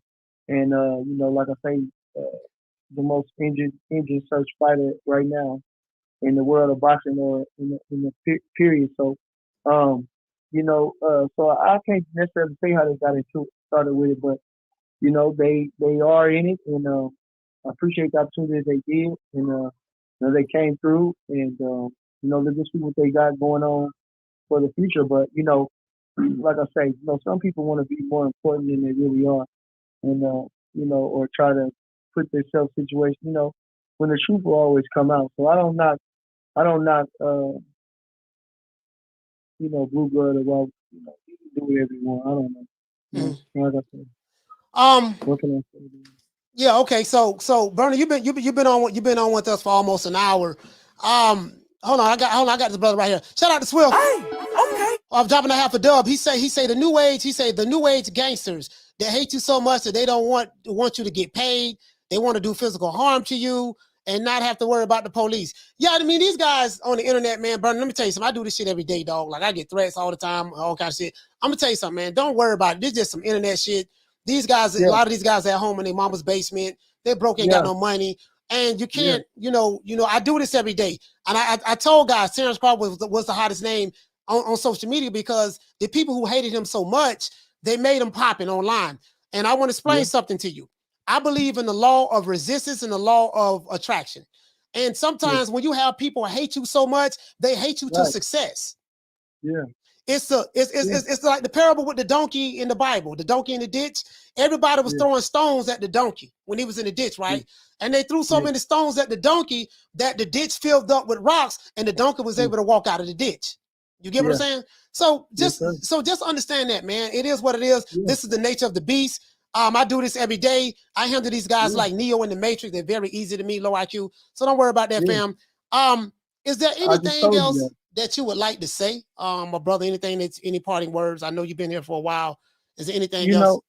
You want to say? Not really. I go over these same things over and over, and I pretty much repeat the same things. And like I said, but I'm a well-versed in a variety of different things in boxing, and but like I say, again, for selling purposes or for clickbait, people want something more sensationalizing in the headlines or talk about, if we were just to talk about just boxing from the 30s, hardly people wouldn't tune in. But whatever, I don't know what your title was or whatever you put, it'll make them tune in. So, but I'm well versed in a variety of different things, as far as boxing. So I can talk boxing all day long, I can talk fights all day long.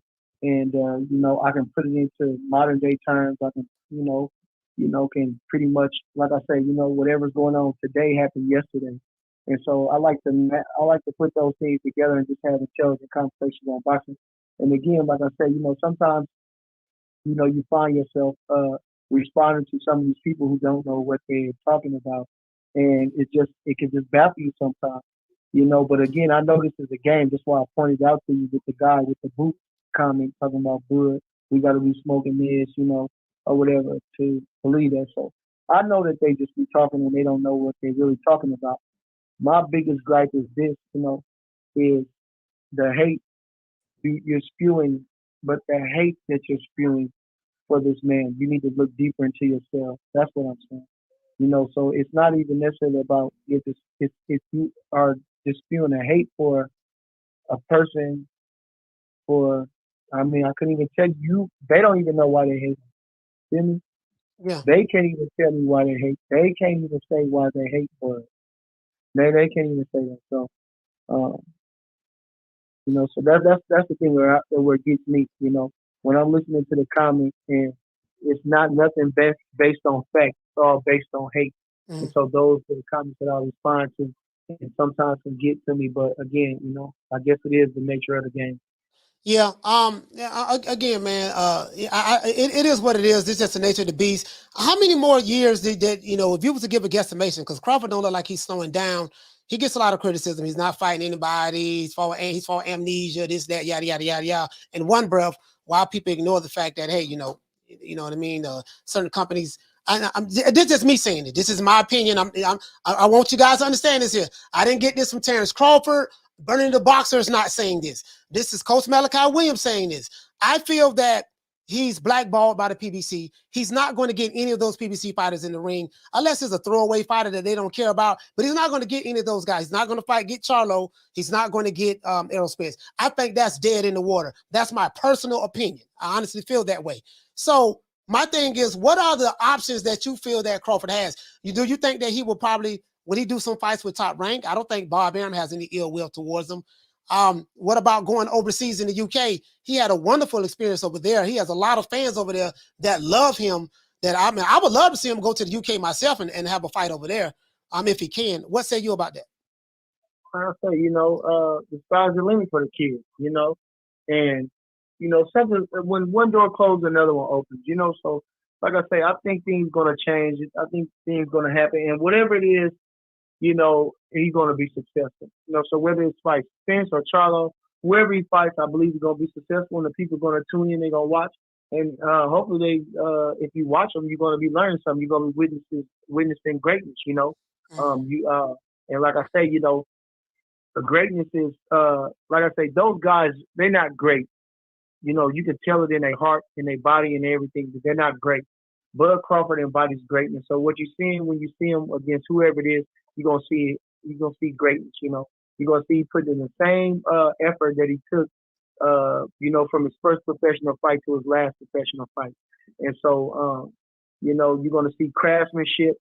You're gonna see IQ. You know, you're gonna see versatility in the ring. And so again, you know, you just gotta appreciate what they is, you know, when you see them. You know, almost like the same thing Roy Jones had.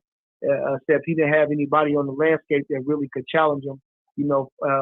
So at least you know, we got two big guys, two big names that people want to see him fight, and just for whatever reason we can't get those guys in the ring, being Charlo and Errol Spence, you know, and the blackball that's going on with their representation. So, you know, again, you know, God don't like ugly, and so you know, Bud just got to keep on floating, baby. You know, just keep on floating. For financially successful, you know, and which is what you want. You know, make sure everybody don't have to worry about nothing. Take care of the family. Set yourself up for later things in life so you can enjoy yourself. And again, have nothing to worry about. So again, you know, every night he goes to sleep, he's a 3-division world champion, a 2-time lineal, a trendsetter in the world of boxing, as far as switch hitting, as far as being undisputed. He started that trend, and you know, what else is he?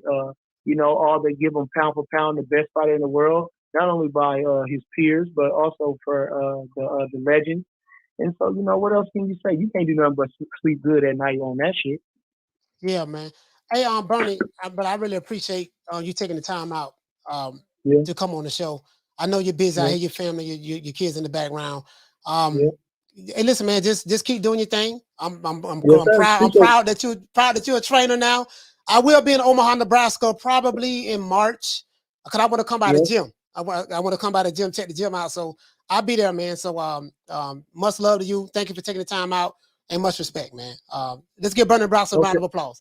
Thank you, brother. Okay. Yes, sir. Hold on. Go ahead. Hold on. Like I say, so if y'all want to see me tomorrow, tomorrow night I'm gonna go. I go on Tuesdays. I didn't go Sunday yesterday, but tomorrow y'all can catch me Tuesday. I'm gonna put the Instagram post out. Probably catch me around 8 o'clock or 9 o'clock, whatever this time is in Omaha, Nebraska, 8 o'clock or 9 o'clock. I don't know what it is around the country. But anyway, 8 or 9 o'clock I normally do. Central time, right? On YouTube. You're on Central time. Is that what this is? Yeah, Central time. You're on Central time, because I'm on Eastern Standard Time. Okay, Central time. So you catch me 8 or 9 o'clock Central time. Okay. Bernie the Boxer, like I say, I can't tell you what I'm gonna do, but of course it's gonna entail Crawford, Spence, and everything else that's going on with boxing. So like I say, tune in tomorrow, 8 or 9 o'clock Eastern Central time. All right, Bernie. I appreciate you, Coach. Yes, sir. Salute, fam. Bernie the Boxer. Appreciate him. Phone lines open. 530-494-9636. Phone lines open. 530-494-9636. And Jay Cooley. I don't even know why you over here, my nigga. I don't fuck with you like that. I don't fuck with you. I don't like you. You don't like me. But you whole ass niggas like coming over here watching me. So again, Jay Cooley, I don't like you, fam. But I appreciate you coming over here. But I'm just letting it be known, I don't like you. I don't fuck with you. Nigga, I ain't never like you. Don't fuck with you. And I appreciate your bitch ass being over here. But the phone lines is open. Anybody want to call in, can call into the show. Don't block, man, IOTBA. Don't block IOTBA, man. That's my brother, man. You know, man, IOTBA, you know, he feel the way he feel. He say what he say, but IOTBA a good dude. I rock with IOTBA, man. So don't nobody block IOTBA, man. Phone lines open, 530-494-9636. 530-494-9636. Hey, look here, man. Also, let me do this here. Listen to the ops. Any nigga feeling some type of way about Coach Malachi Williams, like that whole ass nigga Jay Cooley, bitch ass nigga, this for you. Look, fuck you. Fuck the plane you flew in on. Fuck them shoes. Fuck the socks with the bell on it. Fuck them cheap ass cigars. Fuck your yuck mouth teeth. Fuck your hairpiece. Fuck your chocolate. Fuck Guy Ritchie. Fuck Prince William. Fuck the Queen. This is America. My president is black and my Lambo is blue, nigga. Now get the fuck out my hotel room. And if I see you in the street, I'm slapping the shit out of you. Caller, what's your name? Where you calling from? How you doing today, Coach? This is Ron from Vermont, Modern King Boxing. Big How you doing Ron, today? Big Ron, talk to me. You know, it's really a shame when a content creator has his own channel. He comes over to somebody else's channel. He get all his shit off every day over in his channel. But he's a content creator. He's somebody who's saying he's for the sport. He's biased. Because simple fact is, he got to come over here and discredit somebody. That's some fake shit. People put up with his bullshit over there all the time. I don't got no problem with IOTBA. But I see that these motherfuckers always do this. All they do is discredit somebody. I'll put Spence and Crawford. But you don't see me going around all of these channels really like going in on Spence. That just recently just started happening because of niggas like that. You see what I'm saying? Like they act like they fucking for the sport, and that's why we don't get the fight. Because of niggas like that. And that's all I gotta say, Coach. Peace. All right, shout out to Ron from Vermont. Hold on, let me. I don't know what the hell going on. I don't know what the hell is going on because I got 600 people in here. I got the damn the chat going 20 miles per hour. I'm trying to see what I can see. Whatever issues y'all got going on, man. We grown. That shit ain't got nothing to do with me, man. But all right with me. Caller, what's your name? Where you calling from? What's up, Coach? It's the inevitable. D Block, D Town, D City, D-Ville, Baltimore. Stand up. Hold on. Yeah, hold on. Let me write these goddamn names down. Cause shit. Yeah, I had to run the nigga off the block right quick. But hold on, D Block. So we had Big Ron from Vermont. Ron from Vermont call. And then we got D Block. D Block from Dallas, Texas. Dallas, Texas, my dog, man, D Block. D Block, talk to me, fam. What's up, Coach? Yeah. I want to say what it be today, man. Happy Martin Luther King Day. Yes, sir. Today's a great day. I'm here at work with my colleagues. Just got to say, man, what is going on with people trying to block Ayatollah? That don't make no sense, man. They're good people. Hold on. Let me read the super chat. Shout out to Ahmed for dropping that half for bam, hundo on your boy. Hey, Leroy. Super Get these super chat chats out the way, D Block. received. Hold on. Playtime's over, boy. Ahmed, I appreciate that, fam. I appreciate that. Again, if I was beefing with you in 2021 and beefing with you in 2022, guess what? 2023 ain't shit changed. Believe that. Shout out to Hot Rod for dropping that quarter of a bam dub on your boy. Hey, Leroy. Super chat received. Playtime's over, boy. Hot Rod, salute to you, fam, for the super chat. Talk to me, D Block. Man, man, these people in these chat, man, I'm multitasking. No, it's good. We good. I said these people in these chats, man, they be acting like little kids sometimes. I'm like, man, what we doing here? This ain't the playground. God damn. Yeah. But you know, I feel very proud that Tim Bradley came out and spoke his you know, he spoke the truth, man. I mean, in his opinion, he's a boxer. What did Tim Bradley say? Well, you know, he called Tank Davis a piece of shit, but you know, he you know, did win. he got When did he say that? Yeah, he was on Fight Hub, and they were interviewing him. I think it was over this weekend, and they were just asking him the question between him and that fight with Ryan Garcia and Tank Davis. And Tim Bradley said, you know, he was saying that he got he knows the money's out there. Tank Davis is already a name, right? He's a name. He's already Al Heyman and Floyd Mayweather. They did their part. That's awesome. You got your money. You're gonna get your money. It's about money. But let's see. We got to get those legacy fights, because he was saying how he was being inducted to the Hall of Fame and how he was there. Right. I think it's in Ohio, and he was saying that Tank Davis needs to worry about now becoming legit. Like if you really, I mean, talking about you don't have the belt, you don't want the belt, you don't care about the belt, you and your coach, then what you know, what is it about? Because you got to think about it. Yes, the money's good, but the legacy, you know what I mean? You got to have a legacy. You got to put some kind of imprint in the boxing, right? That's how you'll be remembered. Not about how much money you made at the end of the day. You know, they could look at Floyd, but he was just insinuating how he can't wait for Ryan Garcia to knock his ass out. You know, he said because Tank Davis hasn't fought no 50-50 fight. He was saying, when is he going to fight 50-50 fight? He's tired of it. And, you know, he says he doesn't like the way he is outside the ring. And he just called him a piece of shit. Now, you know what I mean? I mean, it is what it is. But I do have a lot of respect for Timothy Bradley for his career and the way what he brought into the sport, because Tim Bradley was a different type of a boxer. You know, he was a different kind of pedigree. I mean, he went in there and fought Sean Alexander. He fought Peterson. He fought Pacquiao. He fought a legitimate Marquez. He fought legitimate Hall of Famers. You know, so I got to give respect for what Timothy Bradley had to say. What do you got to say about that, Coach? Again, Timothy Bradley, how he feels about Tank Davis, that's how he feels personally. His personal feelings is subjective to him. So, I mean, that's what I would say about that. I mean, that's how he feels. That's how he feels. Tank Davis feels the way he feels about certain fighters, certain people. So it is what it is. I'm not getting caught up in that. If that's how he feels. That's how he feels. So, you know.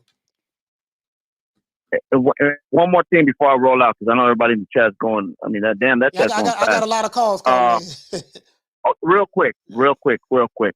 I see the hypocrisy with Spence and Tank Davis, where people say Spence making the almost same pay-per-view numbers as Tank is, bringing people to the seats, you know, but they say, oh, he's the man because he has all the belts, 3 out of 4, right? And then they say the same thing about Tank Davis, but then they say he don't need the belt. That don't make any sense. You know, it's like it's only when it's only good for your side. So I just don't understand that. That's all I got to say. Shout out to D-Block. D-Town, DC, D-Ville, Baltimore. Shout out to D-Block. Oh, shout out to Adrian. Okay. For dropping that. Bam, dub on your boy. Hey, Leroy. Super chat received. Shout out to Adrian, man. Salute, fam. Shout out to Adrian for the super sticker, man. Shout out to Adrian for the super sticker. It is what it is, man. Again, I'm gonna let you guys know something. Shout out to Bud Crawford, Easy Route Spence. Oh, what's going on, fam? Hey, okay. Beats Easy Route Spence for dropping that quarter of a bam dub on your boy. Hey, Leroy. Super chat received. Playtime's over, boy. And what to say, fam? He say salute, coach. Why Ennis refusing to tell his promoters to pursue Crawford? Is he trying to age Bud out? This is why he's going the IBF route. Disgusting behavior. I mean, I don't know. My thing is this. This is the way I see it. If you tell me this guy is afraid of you and you want to fight this guy, now, when you say that, I need to see actions that show that's what he wants to do. If you are the mandatory, like your fans say you are, why are you not petitioning, activating your mando to fight the guy who you said that's afraid of you and ducking you? It doesn't make any sense to me. So yeah, I don't get that at all. I don't get that at all. I mean, I get it. They're pushing a narrative, and the narrative is clearly not working, but I do get it. Caller, what's your name? Where you calling from? Hey, this is Mayo from the Shot. What's going on, Coach? Mayo from the Shot. Talk to me, fam. Shot Town in the house. Yeah. So, like, just to touch on the topic of, you know, the video, since Spencer's moving up to 154, if he does say I would like Crawford to fight one of these younger guys. I mean, Spence was complaining about Thurman when he got to the division. He was, the guy coming in. Fucking Thurman wouldn't give him a shot. He was a champion. Now he's in a similar situation where all these younger guys coming up. And I would like to see Spence give one of these younger guys a fight. But if it's a situation where he moved to 154 and he's not coming down, I like Crawford to do that. That'll put more heat on Spence. Like, hey, you was complaining about this guy. You say you never was going to fight him. You move up to fight him. He didn't give you an opportunity. I gave one of these younger guys an opportunity. That'll make Crawford's welterweight, career better. Get one of these young up-and-coming dudes on his welterweight resume. He didn't get a chance to fight all the PBC guys that were up there in the division. So, like, I think that would everybody understand. Like, if you fight one of these younger guys, get Vergil Ortiz a shot, Boots a shot. Like, Stan Leone is getting rich from Stepper. I don't know how many times this week to Stepper. Like, yeah, I would like to see Crawford get one of these younger guys a shot and like help the division move forward. You know what I mean? They've been holding up the division for a minute. So do you feel that piggyback on what you're saying, give one of the younger guys a shot? So the younger guys, that's the mandatory. Do you feel that the younger guys need to petition the WBO because they are the mandatory to fight Crawford if they want the shot? Yeah, I mean, if not that, even if Crawford just called out one of the younger guys, I know he's the champion and it's supposed to go the other way around. The guy's supposed to chase him. But even just calling them out, just saying their name, like, hey, after my fight, I want to fight this person. Spence ain't coming through. Like, whoever wanted can get this work. You know what I mean? Like, what role? Really, so I hear exactly what you're saying in that. So my thing is this: now, when you champion, you're saying that he should call him out and make the fight with the contenders. That's what you're saying. So my thing is, who's going to pay for the fight? I mean, BLK Prime gave this man $10 million to fight fucking Abedesian. You know what I'm saying? I'm pretty sure they could do something similar with somebody with actual name that fight fans know, boxing fans know. You know, they aren't like, you know, super household names, but the real purists of the sport know who these guys are, and they're bigger than like a David Abedesian. You know what I mean?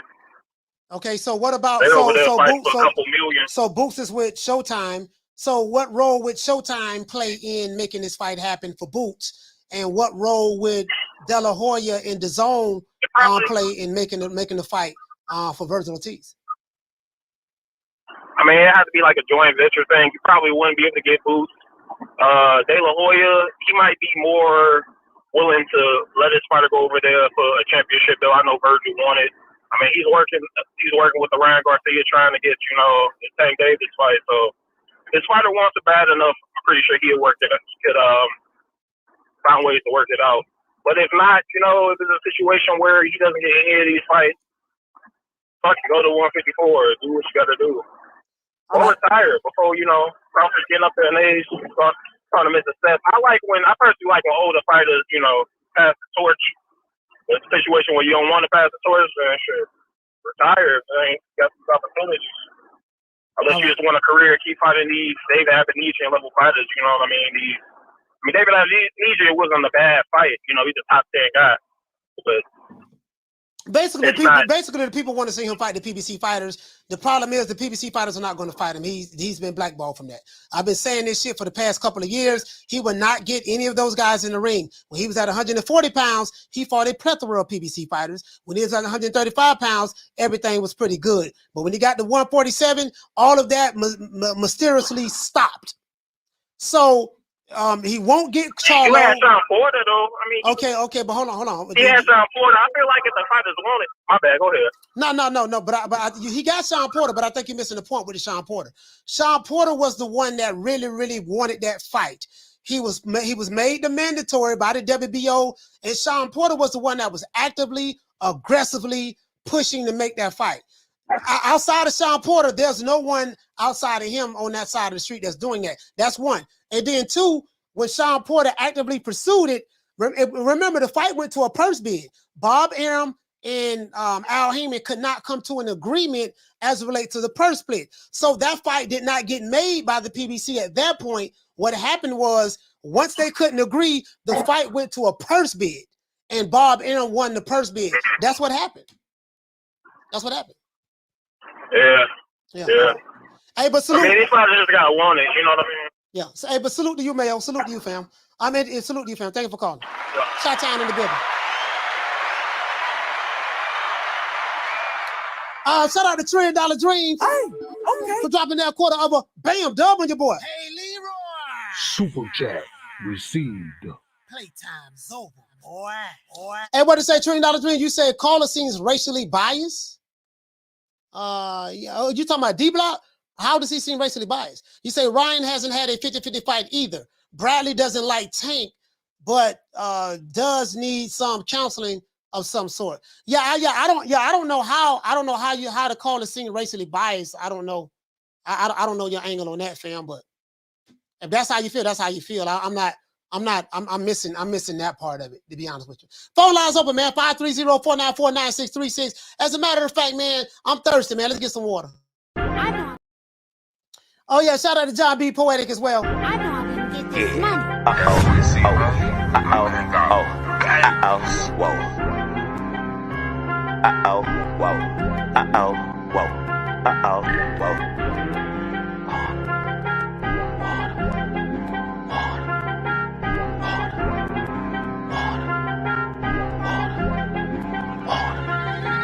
Talking water. My bracelet costs about 40 and my necklace costs a quarter. Talking water. I go stupid like on Boots, all these it got me foolish. All this water. All of these diamonds, they bright, so you gon' see me at night. All of this water. Now why me trip.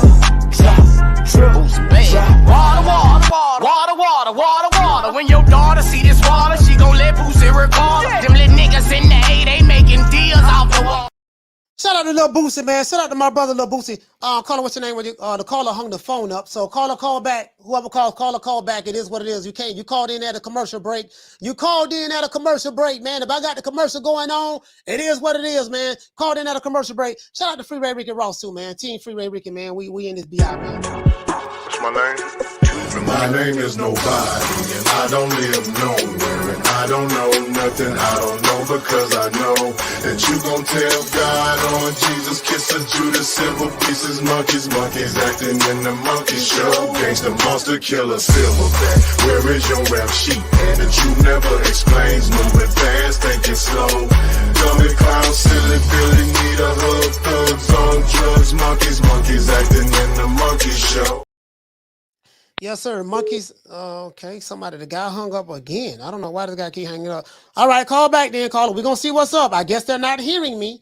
Right now. So it is what it is. Call back, man. See, can you try the third time? Same guy calling from Cleveland, Ohio. Let's see what's going on in the chat, man. What's going on in the chat? I do see. Unknown caller. Let's see what's up. Unknown caller.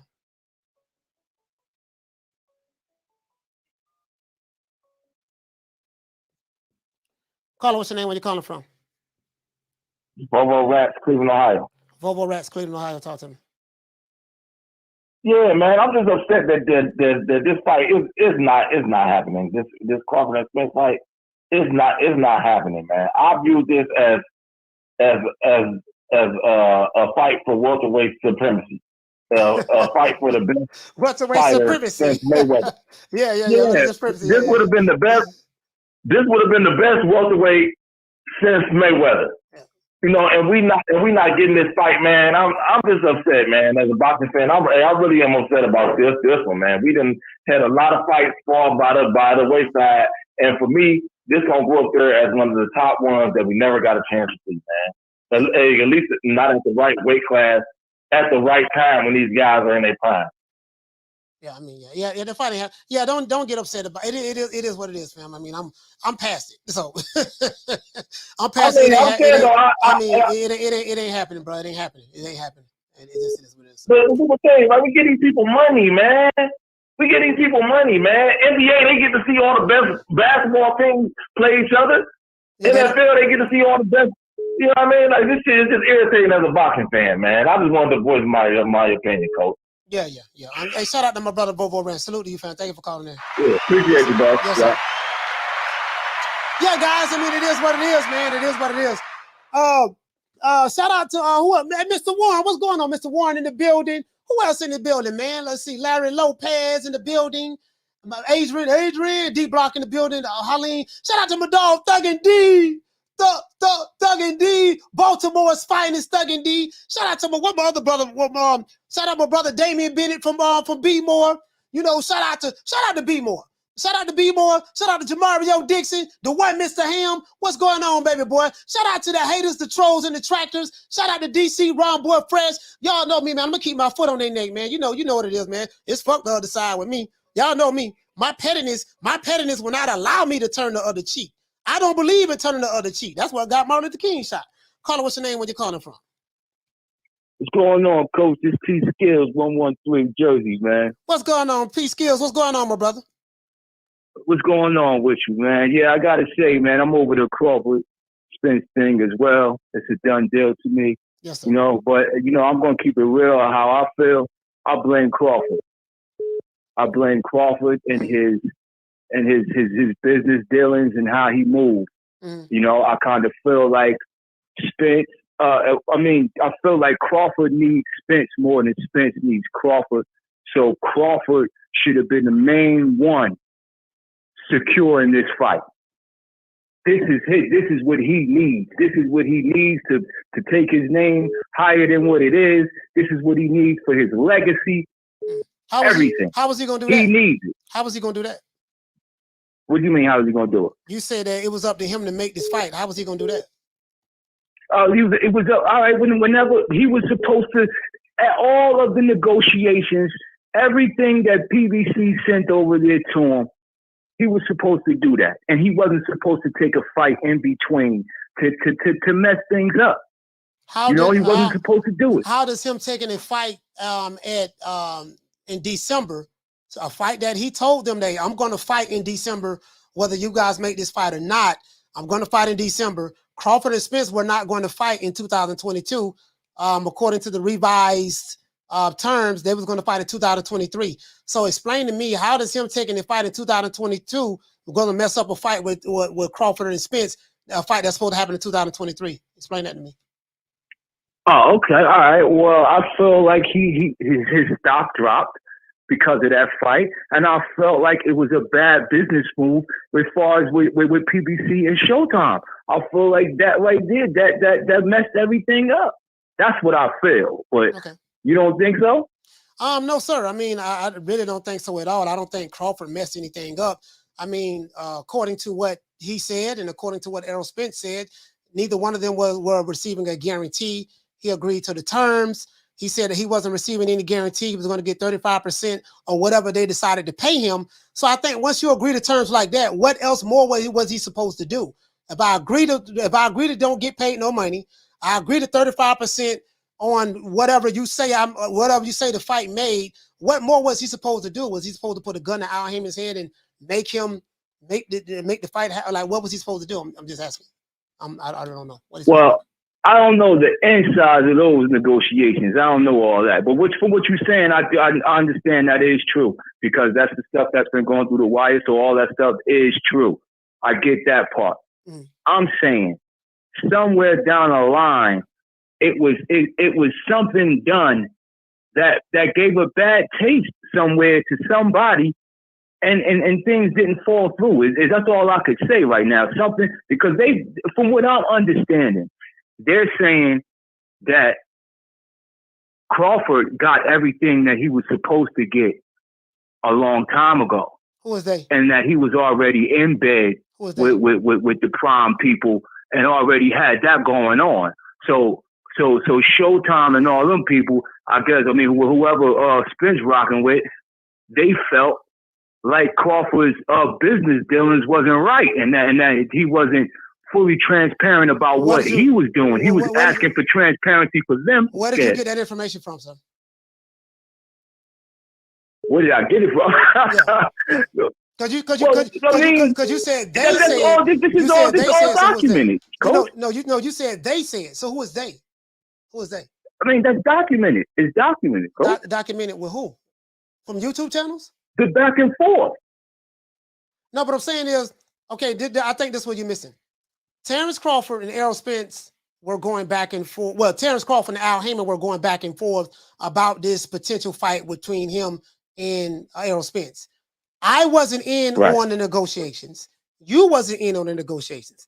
So when you say they said that this what was going on, my thing is, okay, who was they? Where did you get it from? Because the only people who was talking about this were certain YouTube channels going off of sources say, according to reports. This what they were saying, and they were all saying that the PBC was in the right, Showtime was in the right, Errol Spence was in the right, and Terence Crawford was the one that was messing everything up. All the reports was saying that these guys over here, they don't lie, they don't, everything they say is right, actual, factual, don't question anything they say. That's what was coming from one side and making it seem like that this one guy was that. Now, if that's what you want to believe, there's nothing wrong with that at all, my brother. That's what you want to believe. There's nothing wrong with that. But the fact of the matter is, we wasn't there. We can only go by what Crawford have said on Twitter and what said in the interview and what Spence said on Twitter, and that's about it. Because Spence didn't come out and said anything. We heard what Derrick James said. He's all over the place. We heard what Boots Ennis say. He's all over the place. We heard what Tank Davis and all those other guys say. They all over the place.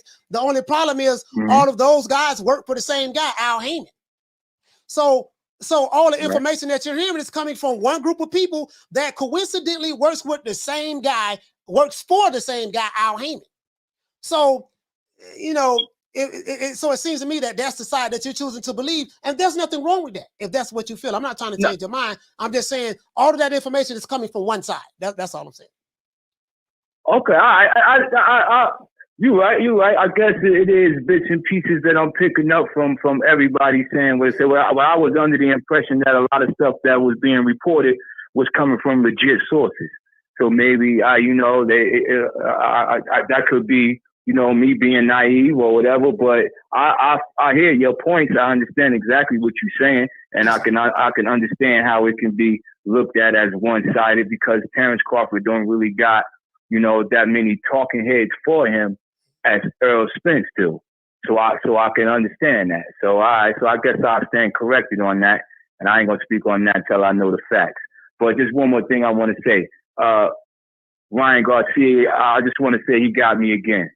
Well, I ain't going to say again. He really got me this time because I ain't believe him last time. But this time I really thought that he was going to do it. I thought he was going to step his little bottleneck ass up in there so Tank can spin that shit around the corner. I thought he was going to do it. But that motherfucker ain't stupid. Ryan ain't crazy. He said Ryan Garcia got me again. He got me. I was on. I was like, oh, he gonna fight. That's a good fight. Shit, he even got Tank. You seen Tank when they asked him in the ring? He was like a fucking kid in a candy store when he just said Ryan Garcia. That motherfucker did another backflip when he said that shit. Yeah, so everybody was excited for this fight, man. But thanks for letting me share, Coach. Hey, man. Hey, shout out to T Skills, man. Salute, fam. Hey, shout out to Real Talk. Shout out to Real Talk. Oh, okay. Dropping that quarter over. Bam, dub on your boy. Hey, Leroy. Super chat received. Playtime's over, boy. Hey, salute to you, fam. He said Crawford undisputed. Spence isn't. Carl is goofy. Yeah, no, I just think my brother, he's getting information from, you know, the Fagnons and the Boxing Shigos and, you know, the Wakandas and the Alphabet Boys. He's getting information from that, and that's what was controlling the airways for a minute. And then you got people like me, you know, going to war with all of them, defeating them very easily, if I must say so myself. And they watch me every day, like the whole ass nigga Jay Cooley. They watch me every day because I am their father. I gave them Aerosex was their name. I gave them their name. I'm their father. The Wakandas, I gave you your name. So they come see daddy. They come see their daddy, even though I can't stand their guts and I ain't paying child support. But it is what it is. Hey, but salute the Swift 718. Hey, okay. We're dropping that quarter of a bam dub on your boy. Hey, Leroy. Super chat received. Playtime's over, boy. What to say, Swift? You said the only thing Bud can do is make Spence fight happen is to fight for free, tie one arm behind his back, and PBC may still front like they don't want to fight. Yeah. I got you. I mean, it is what it is. I mean, I don't know what else he could have did. Caller, what's your name? Where you calling from? What's good, Coach? It's Hashirama. Hashirama, talk to me, fam. Yeah. So I was just listening to the caller. No disrespect to the brother that called you whatnot, because I think the sources he might have been hearing were a little biased or miscued, as a lot of sources are. But I hear this a lot with Bud Crawford. Well, to put it here, like I'm not a fan of Bud or Spence. I mean, I do like them both, but I just want to see the damn fight happen. I don't give a fuck who wins. I just want to see it happen. But with that being said, I hear a lot of people say that, Bud made bad decisions, bad business decisions, this and that. Yeah, that's coming from the same group of people. The people who say that, they're coming from the same group of people, which are PBC guys and people who support them. So that means it's coming from the same group of people. Right. I mean, because I have heard it from sources that claim to be in the middle, but here's the thing, right? I mean, I'm not pocket watching or anything like that, right? I really don't care what these guys make. I really want them to make a good amount of money, because they're putting their lives on the line for our entertainment and whatnot. But here's the thing: Crawford was getting guaranteed money in the $4 or $5 million. That's pretty damn good money, considering the big pay-per-view stars over at the PBC are only getting guarantees of 1.5 in the back end after they done paid the venue, after they done paid the popcorn people, the janitors, the parking valet guys. The network. Yeah, after everybody. Right. So I can't imagine too much money being out there. But anyway, whatever. That's me. But another thing, when I hear bad business decision, right? The only one that really, off the top of my head, that comes like quickly is the Adrian Broner one. You remember when Adrian Broner supposedly got $40 million offered by Rock Nation and Jay-Z? Yeah. And he said that was some slave wages, that was some bullshit. Yeah, and then he ended up fighting for $700,000 Yeah. So, that misconception that he ain't getting no money is really some bullcrap. But with that being said, I wanted to ask you, who do you think is the highest paid person at the PBC? I don't know, because everything is a secret. I mean, I guess maybe Deontay Wilder. I would say Deontay Wilder if I was to take a guess. Deontay Wilder. Okay. Wilder, yeah. But here's the thing, because the reported numbers for all the Tyson Fury fights, it supposedly, like, with all three fights, with all the pay-per-view buys, it basically just broke $1 million. That's what people were saying. I don't know how true that is. Like, I really can't imagine too much money. Yeah, I don't know. I don't know, man. I mean, that's above my pay grade, but I would say Deontay Wilder, hands down. Wilder. Ain't nobody. Yeah. All right, shout out to Yeah, Harrison. no worries. Well, thank you for having me, Coach. Yes, sir. Oh, yeah, one more thing. Go ahead. Yeah, fuck Drew Titan. Last thing. Go ahead. Oh, no, man. He said what he said. Shout out to Hashirama. Shout out to Swift 718. For dropping that quarter of a bam dub on your boy. Oh yeah, sorry, but I already got that super chat out the way. Shout out to Mr. Lemons. What you say, fam? You say, Coach, can we get an AB? You want to get that AB? Shut that soft ass shit up. And the best man Shut to that win. soft. That's some soft ass shit. Shut that soft ass shit up. All that soft talking. I know you can do it, man. You got to. Man, shut that soft ass shit up. Hey, we gotta get the lights up, man. We need 33 more lights. We need 33 lights to get to over 400. We need 33 lights to get to over 400, man. So y'all please get them lights up for the old boy. Caller, what's your name? Where you calling from? Hey, this is Hot Rod the Flame. What's up with you, Coach? Hot Rod, talk to me, fam. Where you calling from? Hey, I want to ask you, what's up with the 168? Where you calling from? Did Charlo? I'm calling from St. Louis. Oh, St. Louis. Talk to me, fam. Did the twin move up? Not that I know of. I mean, I think Jamel Charlo is injured, of course, and then Jamal Charlo, I don't know. I'm hearing that he's supposed to have a fight in March sometime. That's what he said last year. I don't know what's going on with Jamal Charlo. I don't even think he knows what's going on with Jamal Charlo. So I don't know. I don't know if he's moving up to 168. Who is he fighting? I heard that he was going to fight Sulecki, the guy that he pulled out on last summer. So I heard he pulled out of that fight because of a hurt back. Only to see him in the club 5 or 6 days later in the nightclub with his homeboys drinking. So I guess his back wasn't hurt enough not to go to the club. But so I don't know what's going on. What I've been hearing, fam, I'm gonna be completely honest with you. Again, PBC, they get money from the white man, which is Showtime. Right. Which is Stephen Espinosa's bosses. So and I have to put it in this frame because the reason why I say it like this, my brother, because you have a lot of pro skin color politics guys that don't understand how this thing works, right? You know, I get it. You hate Whitey, you hate this and that. Everybody races against you, but you're black. But your black God or your black savior, Al Heyman, gets money from the white man. So how this works? If the white man don't give the black man money, a budget to pay for his fighters' fights to fight on their networks, then what happens is fighters who are supposed to fight won't fight, so they have to push their dates back. This is why you have fighters that's fighting once every year, once every 18 months, because there is literally no money for them to fight because they're waiting on the white man. So whenever the white man tells Wakanda, hey, Wakanda, I got some more money, vibranium for you. Now you can take that and put some fight back together, and you can take some of this money and pay for your fights. That's when that happens. This is why you haven't heard anything from Jamal Charlo, fam. So I don't know what's going on with him, to be honest with you. Hey, Coach, I got one more question, man. I'm old school too, man. So I remember boxing when I used to watch boxing growing up in the late 80s and all of the 90s and 2000s. Yes, I used to see a white crowd, sea of white people. No disrespect to nobody ethnicity, but I used to see a sea of white people. There were no audience disruptions. Never no audience disruptions. It's like the new age fighters, they try to be hip hop stars or some shit.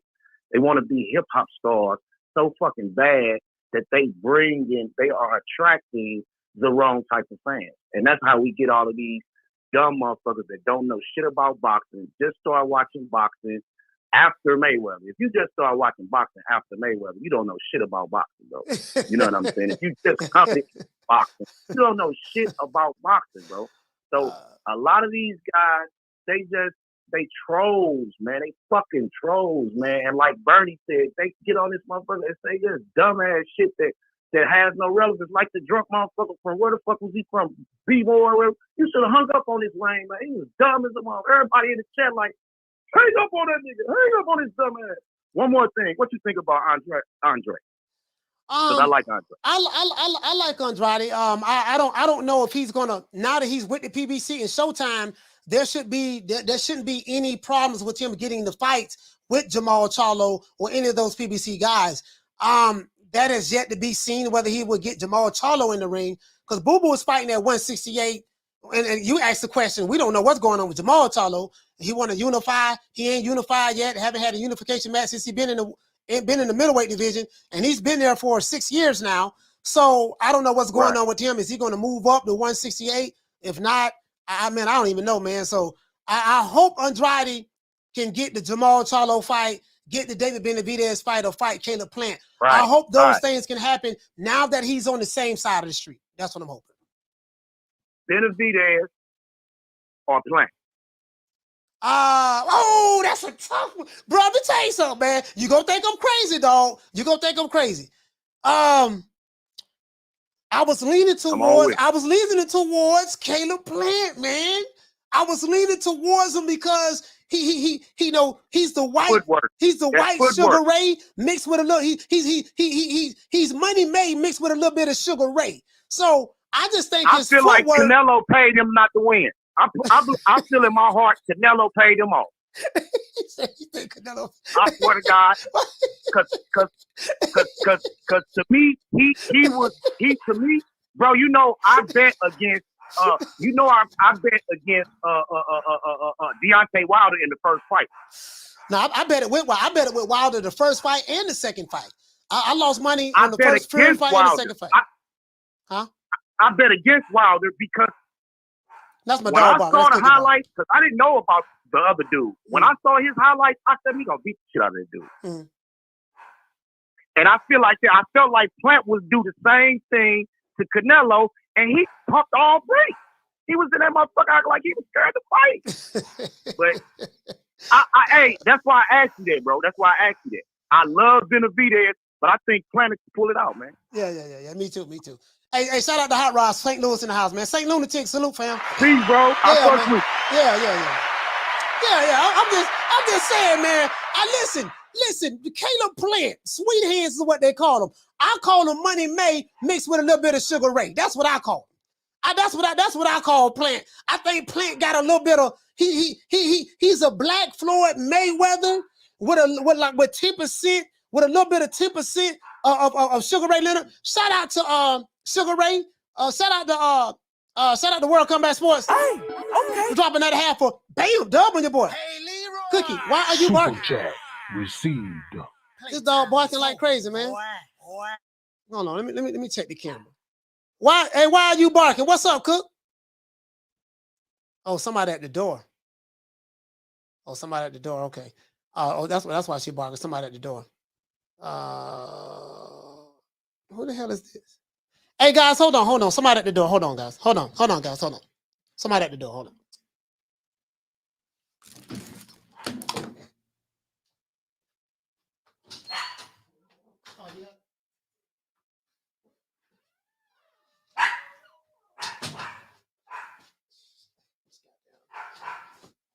I'm back. This damn dog. Boy, I tell you, boy, let me tell y'all something. When you have these little dogs bark all the goddamn time, bro. God damn, that's all they damn. Hey, listen, it's not my dog. It's my daughter's dog, right? I don't mean to pivot, but it's my daughter's dog. We have a Maltese and Havanese mix, right? And all she do, when we first bought her, she was real nice and sweet. Now all she do is doggone bark. She bark at every goddamn thing, man. She bark at everything, dog. Just she barking right there, sitting right there, just barking. You know what I mean? Cookie, now she want the smoke. She want the smoke, but you know, hey, 7.5 pounds, man. Sit your ass down some goddamn well, man. I don't goddamn barking, man. Shit, man, you know. Anyways. Shout out to Agent. What did he say? He say throw in the lake, coach. No, hell, man. My daughter break down crying, man. I ain't doing that. Hey, what did he say? Cookie want to unify. Hey, 160 is my weight division. I'm sorry? 160 is my weight division. I want to unify. I want to get Golovkin in the ring. I want to bring him to Houston. You know what I'm saying? I want to get Canelo out here to Houston. If they really to come down to 160, this is my weight division. Hey, the man been in the middleweight division for 6 years, ain't unified yet. Hey, ain't unified yet. If Bitty Venez can make 160, we can do it. If we can kind of catch weight in between 160 and 168. Benavidez is a 168 pounder that hasn't made the weight. He has no title. He has nothing to offer me. So that's why people keep mentioning Canelo and Golovkin, the higher stakes. I will fight Benavidez. All right, he's no problem to me. They talk a lot, strong. I'm here, I'm that. But it's different when you get in there. You have to figure something out. Man, don't listen to it. Hey fans, y'all keep it locked. We got bigger things in store. Yeah, man. Hey, bro, them Chihuahuas. Oh, I had a Chihuahua. We had a Chihuahua, man. I got down to man. We had a Rottweiler. We had a Rottweiler and a Chow mix. We had that Rottweiler and the Chow mix. We had man, Lord have mercy. But we had some dogs, bro. But the Chihuahua was the worst. The Chihuahua was the worst. You know what I mean? Shout out to George Camboso. Hey, okay. I'm dropping that $1 super chat on your boy, man. Salute, fam. Salute, fam. Yeah, but anyways, man. Yeah, man. So, you know, my dog said he want to unify. We got to get Six-Figure Johnny on the show. We got to get Six-Figure Johnny on the show, man. We're going to get him on the show. And let me see. Shout out to True Grit. True Grit, what's going on? Hey, we got to get the likes up, man. We need 45 more likes. We need 45 more likes. Hey, what to say, John B. Poetic? He said, keep it locked, coach. Keep it locked for what? Keep it locked for what? We Charlo twins. We known for calling everybody out. Please call these people out. Listen, the whole world's looking at you. Call these people out, What's please. up? It's the Jamal the Hitman Charlo. Let's get it.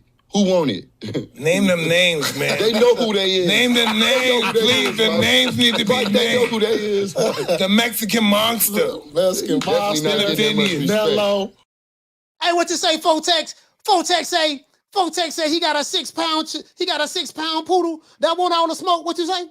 You say, Coach, I got a 6 pound poodle looking for Cookie smoke. Oh, okay, all right. Well, listen, Cookie 7.5 pounds. So you know what I mean. I don't want you talking about Cookie a weight bully.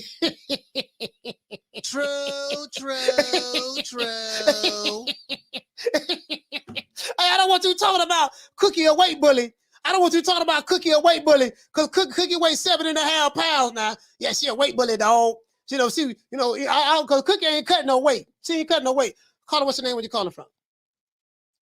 Hey, what's up, Coach? My name is Jose Severino Jr. Oh, you say Jose? Yeah. Jose, where you calling from? I'm calling from Jersey, man.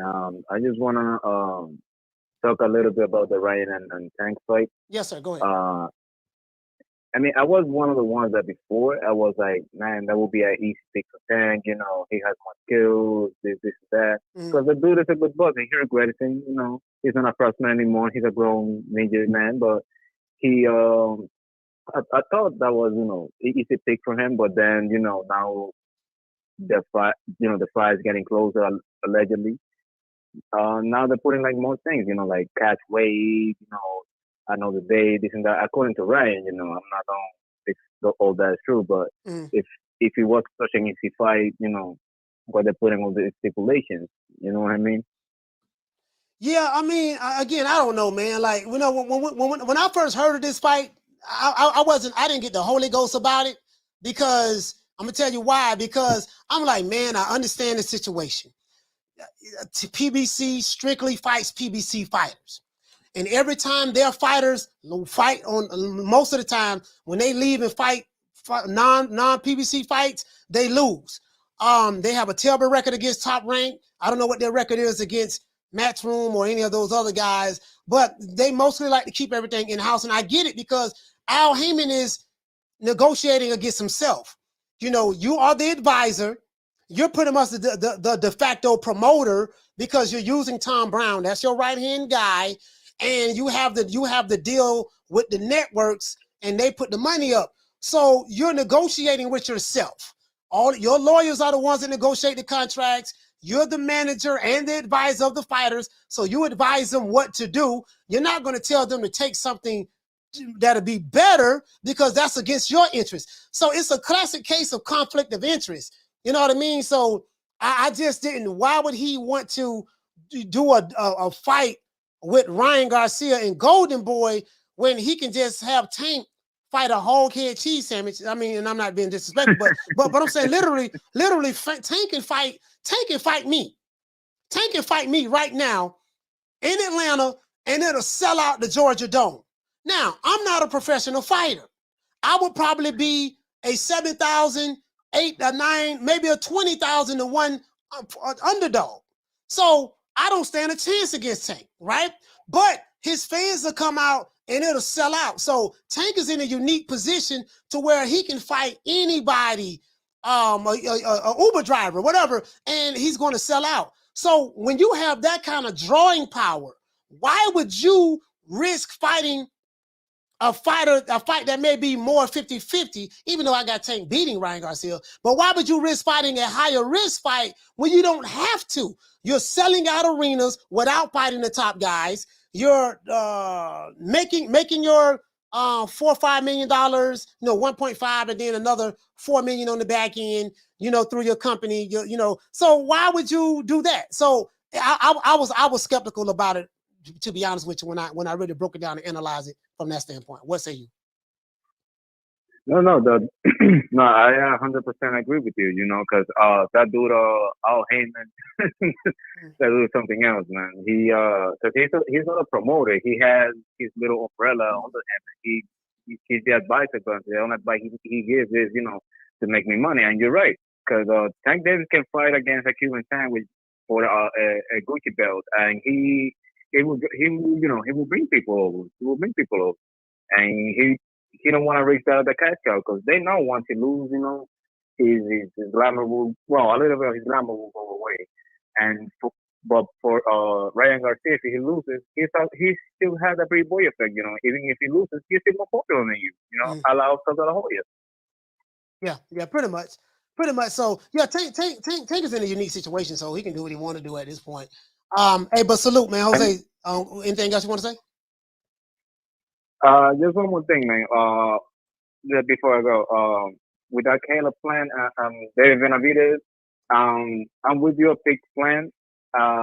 If I won't be surprised if Benavidez wins, but at the very least, he will get exposed, man. Thank you, man. Thank you for your time, man. Have a good one. And shout out to Jose, man. Time, salute. Yes, sir. Jersey in the house, man. Jersey in the house. Shout out to my sister, Bless. Bless, what's going on, sis? Hey, okay. Dropping that half a bam, dub on your boy. Hey, Leroy.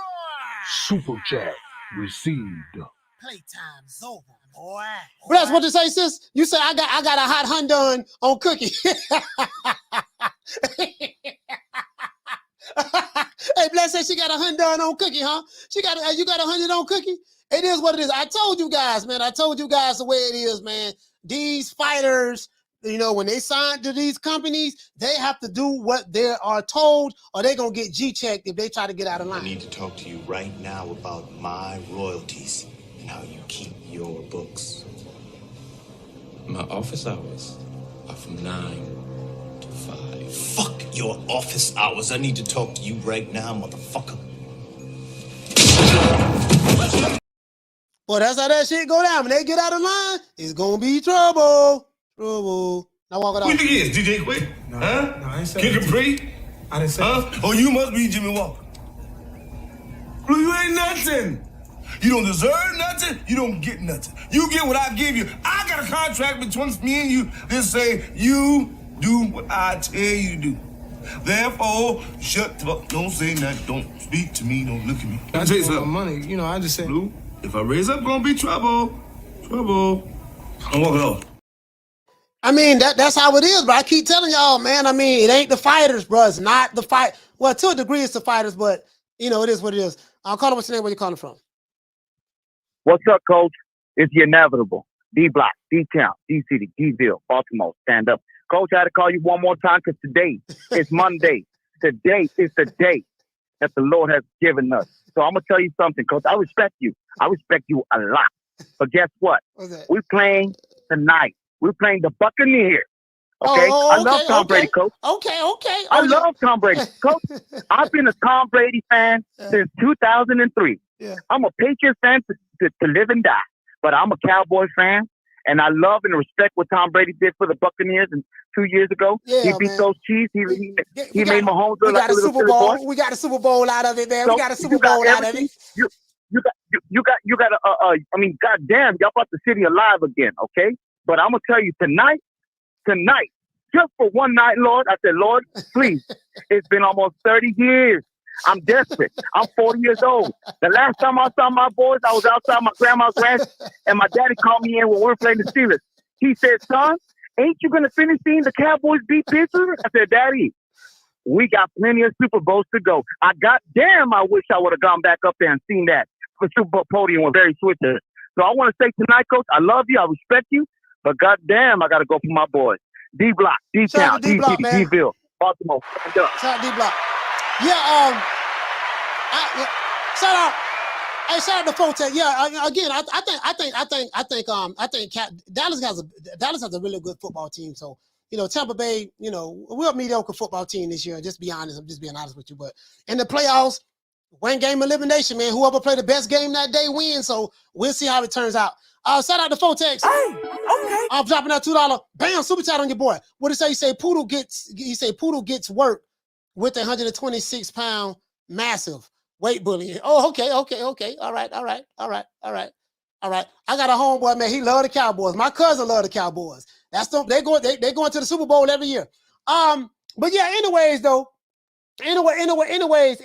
man. So yeah, man, I mean, that's just pretty much how it works in boxing, dog. I keep telling you guys, it's the power brokers in boxing that dictate what goes on, what, when, how, and where. Perfect example. Ivan Redcash he dropped a tweet basically saying that there are people in boxing that don't want to see him fight. This is exactly what he said. Hold on, I want to read it to you. I want to read this tweet to you that he said, and I have it. I actually have it right here. Basically, he's saying that the fight with him and Adrian Broner, he's not allowed to have that fight. That's what he's saying. And he's saying that it's not. He said it wasn't BOK Prime's fault. He said it wasn't Adrian Broner's fault. He said, man, that as a matter of fact, I'm gonna let you read it for yourself. I'm gonna let you read it for yourself so I can get to it. That's what he said. And I don't know. Now I did see a video by Fred the Barbershop Conversation. Shout out to him. He said in his video that he said Al Heyman was behind it. He said allegedly. I saw the video. You guys check it out. He said allegedly Al Heyman was behind it. I don't know what truth it is, but I will say this. And it has a lot to do with trying to stop Adrian Broner from eating, because he's been doing a lot of interviews, talking, revealing a lot of PBC secrets, and the powers that be is in the background trying to make sure that he don't fight. You get what I'm saying? So again, I am a conspiracy theorist. You know what I mean? To a degree, I am a conspiracy theorist to a degree, and that doesn't sound far-fetched to me, because I remember what Bob Arum used to do. Bob Arum and Don King, stuff like that. Stuff like this goes on in boxing. I'm telling you, bro, like, they can make, I'm trying to tell you, they can make sure you don't get no mayonnaise on your whole head cheese sandwich. You might be looking for some mustard, mayonnaise, and hot sauce to put on that whole head cheese sandwich. They can make sure that you don't get none of that. But this is what he said, though. He said that this fight with Adrian Broner should happen against all odds. We both want it. There are people who do not want this. I respect Adrian Broner and BOK Prime for all his merits. So he's not saying that they are the ones that's stopping this. He's not saying that it's them. As a matter of fact, let me go ahead and retweet that so I can have that for the archives. Let me retweet that so I can have that for the archives. What else he said? Shit. I think he took down. Did he take down the other tweets? I think he took down the other tweets. You know what I mean? I be on Twitter real heavy. Now, he just said 5 a.m. run uphill. He just did a 5 a.m. run. Let's go. Let's see what he got right here. Let's see. Hold on. My bad. Let's see what he got right here. Shit. Because it was this what he said. Now he said a whole bunch of stuff too. Did he take the tweets down? I think he took. No, it don't matter. It don't matter if he took the tweets down because you know me. I got the receipts. Don't worry about it. It don't matter if he took the tweets down. I got it right here. Don't you worry about that, Doc. You know me. You know me. You know me. Dropping the video on it tomorrow. Let's see what we got right here. All right. So I just read you that one tweet. You know me. I screenshot everything. So here we go right here. Let's look at what Ivan Redcat says. He says, now this is Campbell. This is what I use to make my thumbnails. He said, there are a lot of mean people in boxing who ruin the life of boxers and break their dream. It hurts me. I'm done with boxing. I was loyal to boxing. When a boxer has his hands tied, he cannot fight. Now, you're hearing this from a frustrated boxer, Ivan Redcat, and then he followed that up by saying what? Then he followed that up here. By saying that this fight with Adrian Broner should happen against all odds. We both want it. There are people who do not want this. I respect Adrian Broner and BLK Prime for its marriage. So it's not BLK Prime.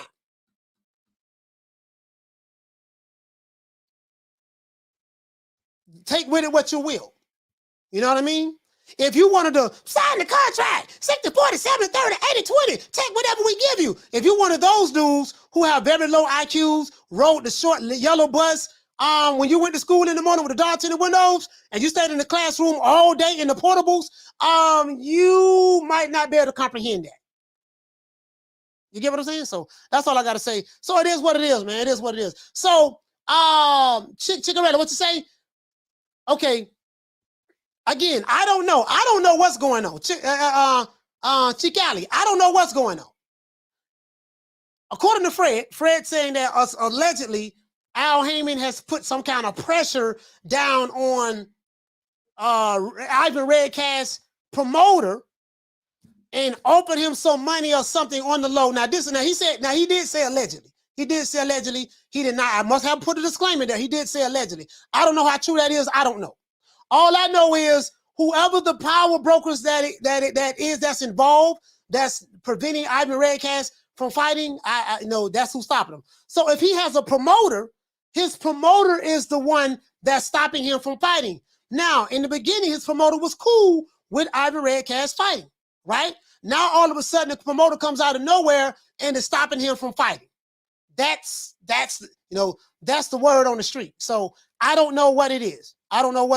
Again, Chicali, I don't have any proof of anything, but I can make a phone call. That I can do. I can make a phone call to my people over there and find out what they say, hear it from their side, their perspective. I can do that. So I plan on doing that. Because I was going to drop a video on it today, but I'm going to drop it tomorrow. I just need to make a phone call to get some kind of validation. I'm going to make a couple of phone calls, but word on the street is, his promoter is all of a sudden had a change of heart and is not allowing him to fight, even though his promoter is making a lot of money off of his fighter fighting over there. That's what I'm hearing. True. So it is what it is, man. And so, and from, if what Fred is saying is true, it's like they're trying to sabotage Adrian Broner as well. Because Adrian Broner left. He left from over there and he's doing his own thing. And I'm hearing people are not happy about Adrian Broner leaving the PBC, getting the bag somewhere else. So I hear those people are trying to stop him from getting fights, discourage other people from fighting him. That's what I'm hearing. Now, let me tell you something. This has happened in boxing. This happens in boxing. If you guys think this is far-fetched, believe me, you'll be surprised. A lot of these times it's not fighters ducking, it's the people with the suits. And I'm just telling you the God's honest truth, dog. That's all I can say. Well, I guess I gotta be like everybody else and think Al Heyman. I can quit my job now, baby. 6 figures, baby. You feel me? But a name. Do you have a name? Oh, nah, I ain't got no name, Name them names, man. They know who they is. Name them names, please. The names need to be named. They know who they is. The Mexican monster. Once again, it's on, man. Shout out to the Wakanda. Shout out to the Aerosexuals. Shout out to the Haymanites. And shout out to that whole ass nigga, Jay Cooley, Jason Mones, and the whole nigga, what the nigga name, Money B from Brooklyn. Shout out to you whole ass niggas.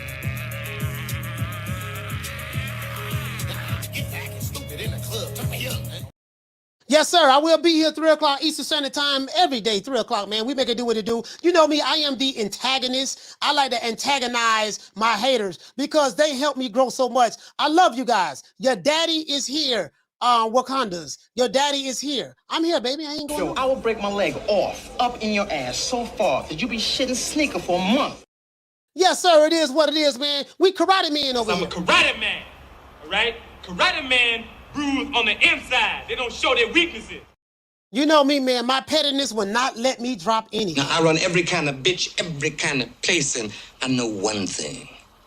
When it comes down on you, you either collectivize or you run like a solitary rat. Man, shout out to Hippity, man. Old pussy ass nigga, what's going on, boy? I'm telling you, boy, I'm knock your fuck ass out, boy. Blow for blow, pound for pound, nigga. I got the title, nigga. I'm telling you, boy, for the knock one of you what kind of niggas out. Nigga, I got these hands, nigga. I'm throwing them paws at the nigga for the knock your ass down again, nigga. Get your ass back up, nigga. Don't run, nigga. Don't run, nigga. I'm telling you, boy. I want a hole of smoke, nigga. I'm throwing them paws, nigga. I'm putting them hands on you, nigga. I told you what I'm gonna do to you, nigga. Catch you with the check left hook, nigga. Check left hook, nigga. I told you, boy. Pound for pound, nigga. I'm the best. This more action than any Devin Haney fight. Put these paws on you, nigga. I told you, I got your back up, nigga. I got your back up. Nigga, watch that check left foot, knock your ass down again, nigga. I'm telling you, boy, it is what it is, nigga. I'm gonna make it do what it do. I'm telling you, boy, we ain't even playing over here, boy. Hey, shout out to my dog, Booger Ray Leonard, man. This is what I'm hearing. I'm hearing that Tank Davis, I don't know how true this is now, but I'm hearing Tank Davis is going back to Mayweather Promotions. Mayweather may promote his next fight, and if that does happen, that's a good thing. Shout out to my dog, Booger Ray. Sunshine when Tank's gone. I'll smack the shit out of him in front of everybody. Only dark times for you. I mean, just throw Haney's name in the hat. There is no fucking hat. Ain't no sunshine when Tank's gone. I don't play them type of games. Leonard L.B. Why you always talking about me? Didn't you fucking learn your lesson from that?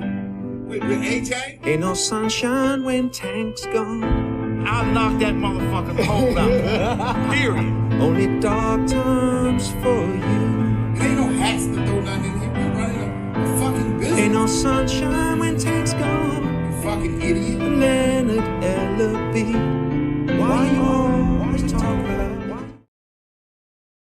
And to the haters, the trolls, and the detractors, guess what? If you hated me yesterday, I promise you, tomorrow's my birthday, guys. I'll be 49 years old. The old boy getting up there. When I was young, when I got shot twice, cross Fletcher, I never thought that I'd live to see this age. But I'll be 49 years old tomorrow. Birthday January 17th. Born the same day, Muhammad Ali, Alexander Usyk. Whole lot of people was born on that day as well. Birthday tomorrow, Jake Paul. Shout out to Jake Paul. But guess what? If you hated me yesterday, if I said something on this show that made you hate me today, I promise you, I would say something else that would make you hate me even more tomorrow. And if you hate my guts, like I hate yours, guess what? This is for you. You feel me? Fuck you. Fuck the plane you flew in on. Fuck them shoes. Fuck the socks with the bell on it. Fuck them cheap ass cigars. Fuck your yuck mouth teeth. Fuck your hairpiece. Fuck your chocolate. Fuck Guy Ritchie. Fuck Prince William. Fuck the Queen. This is America. My president is black and my Lambo is blue, nigga. Now get the fuck out my hotel room. And if I see you in the street, I'm slapping the shit out of you. We doing numbers, man. Will I ever make peace with the other side? No, sir. No, sir. No, sir. We are beefing for life. Plead the fifth. Plead the fifth. 5, 1, 2, 3, 4, 5. Anything you say, 5. Go ahead, ask me a question. Did you? It is what it is, man. They hate you to success, man. It is what it is, man. Salute to everybody, man, in the chat.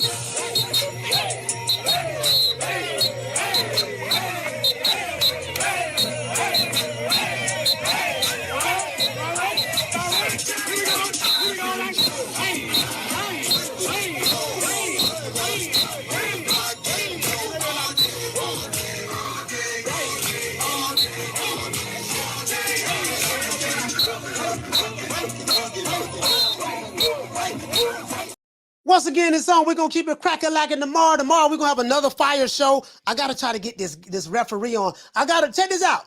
Shout out to my sister, Nick. Nick, what's going on, sis? I didn't know you was here. Shout out to Nick. As a matter of fact, let's do a roundup. Shout out to Doggo Ron from Vermont. Hey, okay. Shout out to D-Block. Hey, okay. Shout out to Mayo from Chi-Town. Hey, shout out to Vovo Rants from Cleveland. Hey, shout out to T-Skills from New Jersey. Hey, shout out to Hashirama. Hey, Shout out to Hot Rod from St. Louis. Shout out to Jose from Jersey. Man, shout out to my brother Retro Boss and the documentaries. Salute the IOTBA, man. I don't know what you and Ron got going on. That's between y'all. I ain't got nothing to do with that. But shout out to IOTBA. Shout out to Larry Lopez. Shout out to my sister Nick Rich. Bless 365. Martin King Boxing. Ahmed. Jamie Rivera. Shout out to Knockdown 305. Dade County's finest. Salute to Martin King Boxing. Shout out to Schoolo X-Man. Shout out to L. Harvey. Salute to my brother Marquis. Marquis, what's going on, fam? You know what petty, dog. You know what petty. Shout out to Little Green Eye Speed. Dr. Paul Evans. Just everybody, man. Everybody, man. It's a whole lot of people, man. A whole lot of people. This is Rob, Larry Lopez, Major Keep Boxing. Another one. Mark Nash, who showed up.